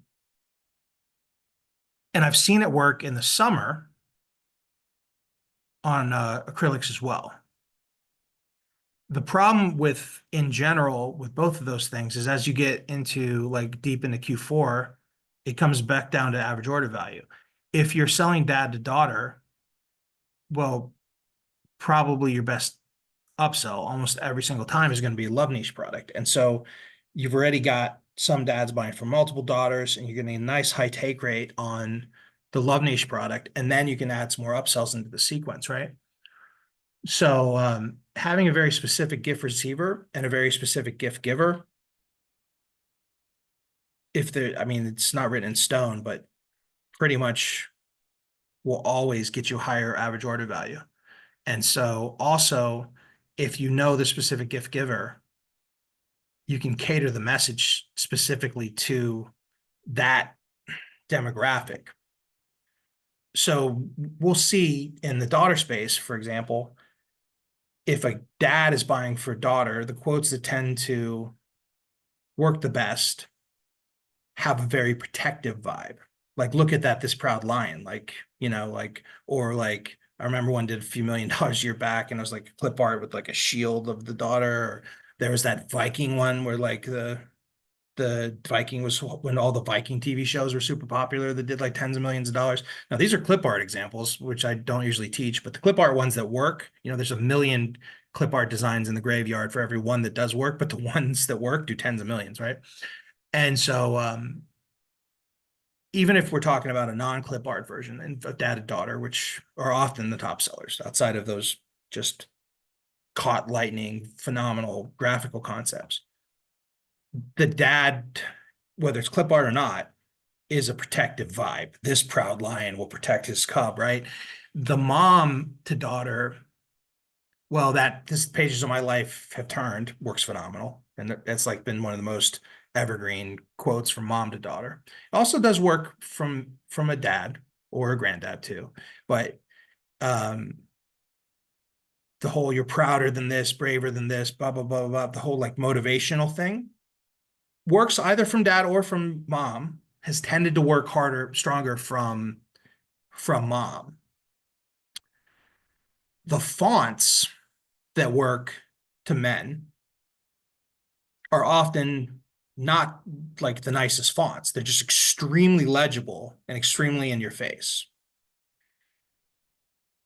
Same thing with a little more room for graphical element, a little more room for cursive, a little more room for multiple colors. If you're selling to men, you might as well just capitalize every single letter.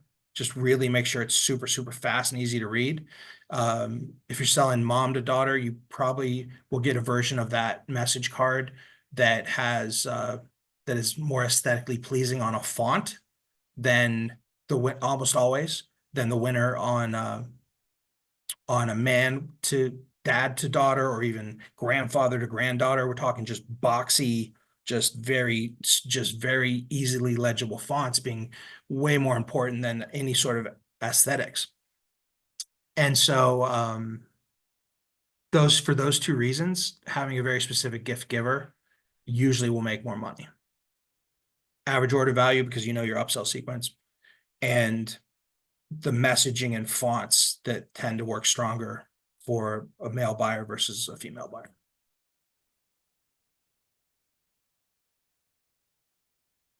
To my knowledge, the top selling, at least for my research, the top selling product for graduation, at least for part of it, was an acrylic that was a daughter acrylic, and it was targeting both men and women. So I think there's, and then probably there's probably, especially the first year that ShineOn had acrylics, there's probably if we look at like the Q3 to Q4 daughter demand, I think last summer, late summer, like September or August, I think we were getting more traction on acrylics that were a daughter, if it was daughter acrylic, it was from both or either, targeting both. And then September is usually like a little heavier weighted towards mom to daughter. And then as you get into November, December, it's just dudes buying huge high AOV, really, really high conversion rate. So there's a place for it. But most of the time you want a specific gift giver. And most of the time you'll be able to find an edge in the messaging and in the design one for the mom versus the dad, or the grandmom versus the granddad. It's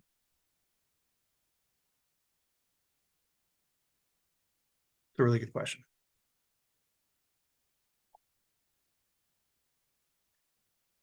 For ShineOn and other products outside of the ShineOn catalog, the 7-figure sellers I deal with are using Customly. So that's the one I have experience with. It is a heck of a learning curve, and it is expensive. Depending on your skill set and what you're looking to do, I imagine one of the other apps makes more sense for some people. But if we're talking 7 and multiple 7 and 8-figure businesses, they're on Customly.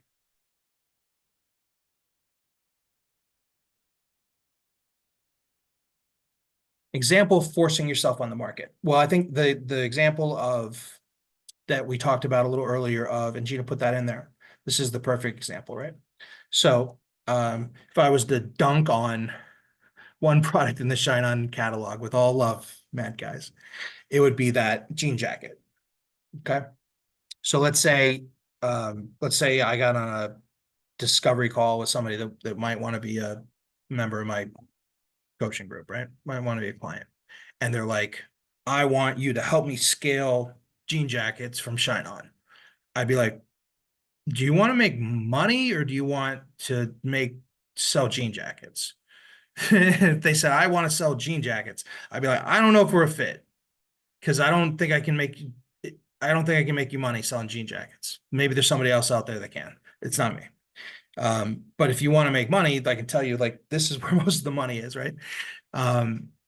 And it's just because of math, right? And so if they came in with an idea of wanting to force their will on the marketplace, they're like, I have a great idea, and it's selling jean jackets in the parakeet niche. I'm going to be like, I hope it works for you, but I can't help you, right? That's trying to force their will. They have a preconception on what the market wants to buy, just because it's one of the things that I talk about common mistakes is like putting things through I like this filter, right? Maybe somebody comes in and I tell them, don't do a bunch of clip art and don't try a bunch of humor in the To My Wife space. And they just come in with these like really corny, like clip art and humorous to them quotes, and it doesn't work. Right? And like if they're coachable, they'll be like, yep, you were right, I had to try it for myself, and now I see it doesn't work. Or it could be the same thing with jean jackets, right?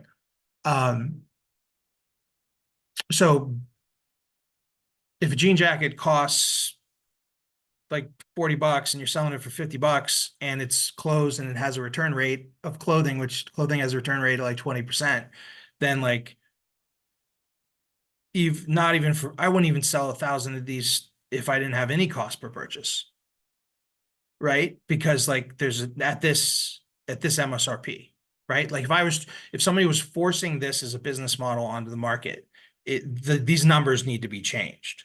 Like if we identified that there was a bunch of money to be made in the jean jacket market, well, we need some better shipping and we need some lower cost of goods. And I got to find a bundle or an upsell or a reason why somebody would pay more than $50 for a jean jacket, because my break-even ROAS, even with, is like a 4.5 with a margin of $11, not including returns. And so like this versus this would be trying to force your will on the market, like trying to force this to work as a business model. It's just not, it's not like you could test this and see like, hey, I got an angle on jean jackets I want to try. And I'd be like, cool. Give me 80% over here where I know all the money is. And if you want to spend, some of your 20% on jean jackets, go for it. But I would send, if that was a student, I would then ask them like, I want you to prove me wrong. But like, if it doesn't work after you test a bunch of them, move on, right? Because it just, to me, it looks like it's not going to work, right? Like maybe I'm missing something here, but like, how could that work with paid traffic, right? Or even free traffic, because like, if you could sell enough jean jackets to make some money with an $11 margin and a return rate, well, man, you should be selling something else that has better numbers, right? That would be that would be trying to force your will on the market. Like you're going to get hit with a forced reality. You're going to put a bunch of time into that and lose money probably.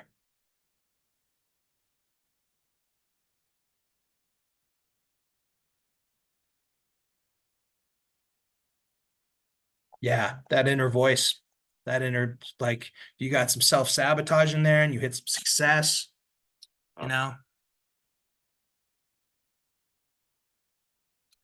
I had I'll end it on this little story, and then if anybody's interested in the coaching program, they can. If it's getting late for you, you can just reach out to me, or you can jump in this next Zoom room. After I did my first like $1 million in ecom, I did it. I was working 60 or 80 hours a week managing a bar in Boston. Okay, and I'd work 12-hour shifts, sometimes more, like 5-6 days a week. I was working myself to the bone, but it was this sports bar near the Garden called the Greatest Bar. And so we get super, super busy right before like a game or an event, and then get slow. And then get super, super busy right after the game or the event, and then it gets slow. And then it gets super, super busy for the nightlife. And so I had like 2 slow periods at work where I could like go watch a couple hours on drop shipping or launch some ads or like buy Instagram shout outs. I had a stack of like 3 different phones and a bunch of different pages, and I was shouting out garbage from AliExpress, and it was working. And so I had an hour or 2 hours here that I could focus, and I had to use that 2 hours or 3 hours in a given day. I had very much had to like do what was going to bring money in. And if that was contacting 30 people on Instagram and giving $10, $20, $30 here, when Instagram had easier reach and everybody on Instagram hadn't seen all these cheapo drop shipping products that now they see on Timo, right? Or Temu or whatever they call it. But so you can make money with that if you were grinding it out, and you could bring in a few $100 or a few $1,000 in a day or something. So I had to focus on what was working until I got so tired of being on Instagram on a stack of phones, realizing, all right, I'm not going to quit my job off of this few $100 extra I'm making per day. I guess I could, but it's not enough. Then I had to be like, all right, I got to get faster at pressing the buttons to get the shout outs out. So I get my few $100 profit coming in while I'm putting that profit into learning Facebook ads and launching Facebook ads, right? And so I had to squeeze more tasks into that same 3 hours. And you just had to get faster at each task. So you could do both within the 3 hours. And then when I got both skill sets working, then I got the business up to $10,000 or $20,000 a day. And I could do that in 3 hours a day. Then when I quit my job, I had way too much time on my hands and started making less money from the e-commerce business, because I felt like I had to learn YouTube, and I got to learn this, and I got to do this, and I got to do that, and I got to do this. And like, I changed my lifestyle too quickly too, right? And I took on a whole bunch of different clients in different niches, right? And so now when we take on clients, for the most part, unless it's like a fun project, and you gotta be really careful with those, for the most part, the clients that we take on, it's all family gifts, and it's all print on demand, and it's primarily the same traffic and the same methods. And so we get better and better and iterate and iterate and iterate, and we're a hub of information. It's a good segue to then pitching a few people on coaching if you want, where we get better and better and iterating at this one thing, and we carve out a bigger and bigger and bigger piece for our group of this portion of e-commerce, right? And that makes sense. But But yeah, when I first had too much time on my hands, I did way worse than when I was forced to to run this whole business to $1 million in 2 or 3 hours a day. And that was difficult. That was a difficult, like, psychological break. It's like I didn't have to be somewhere at a certain time, and I didn't have like very specific time to work on my business when I had free time from the job. I could sleep in, I could work all day, I could not work at all. And that lack of structure that had been forced into me was a big change. And I went through a couple of rough months when, you should have been loving life. I had to just totally adjust my whole worldview and my whole self-worth. And then also like way less social interaction and everything too. It was a lot of adjustment to go from that lifestyle to a lifestyle where I can wake up, I can pull money out of thin air doing it this way. I can do this. I can travel here. I can travel there. I can spend time with family. I can do this. I can do that. Like way too many choices, which now is my norm.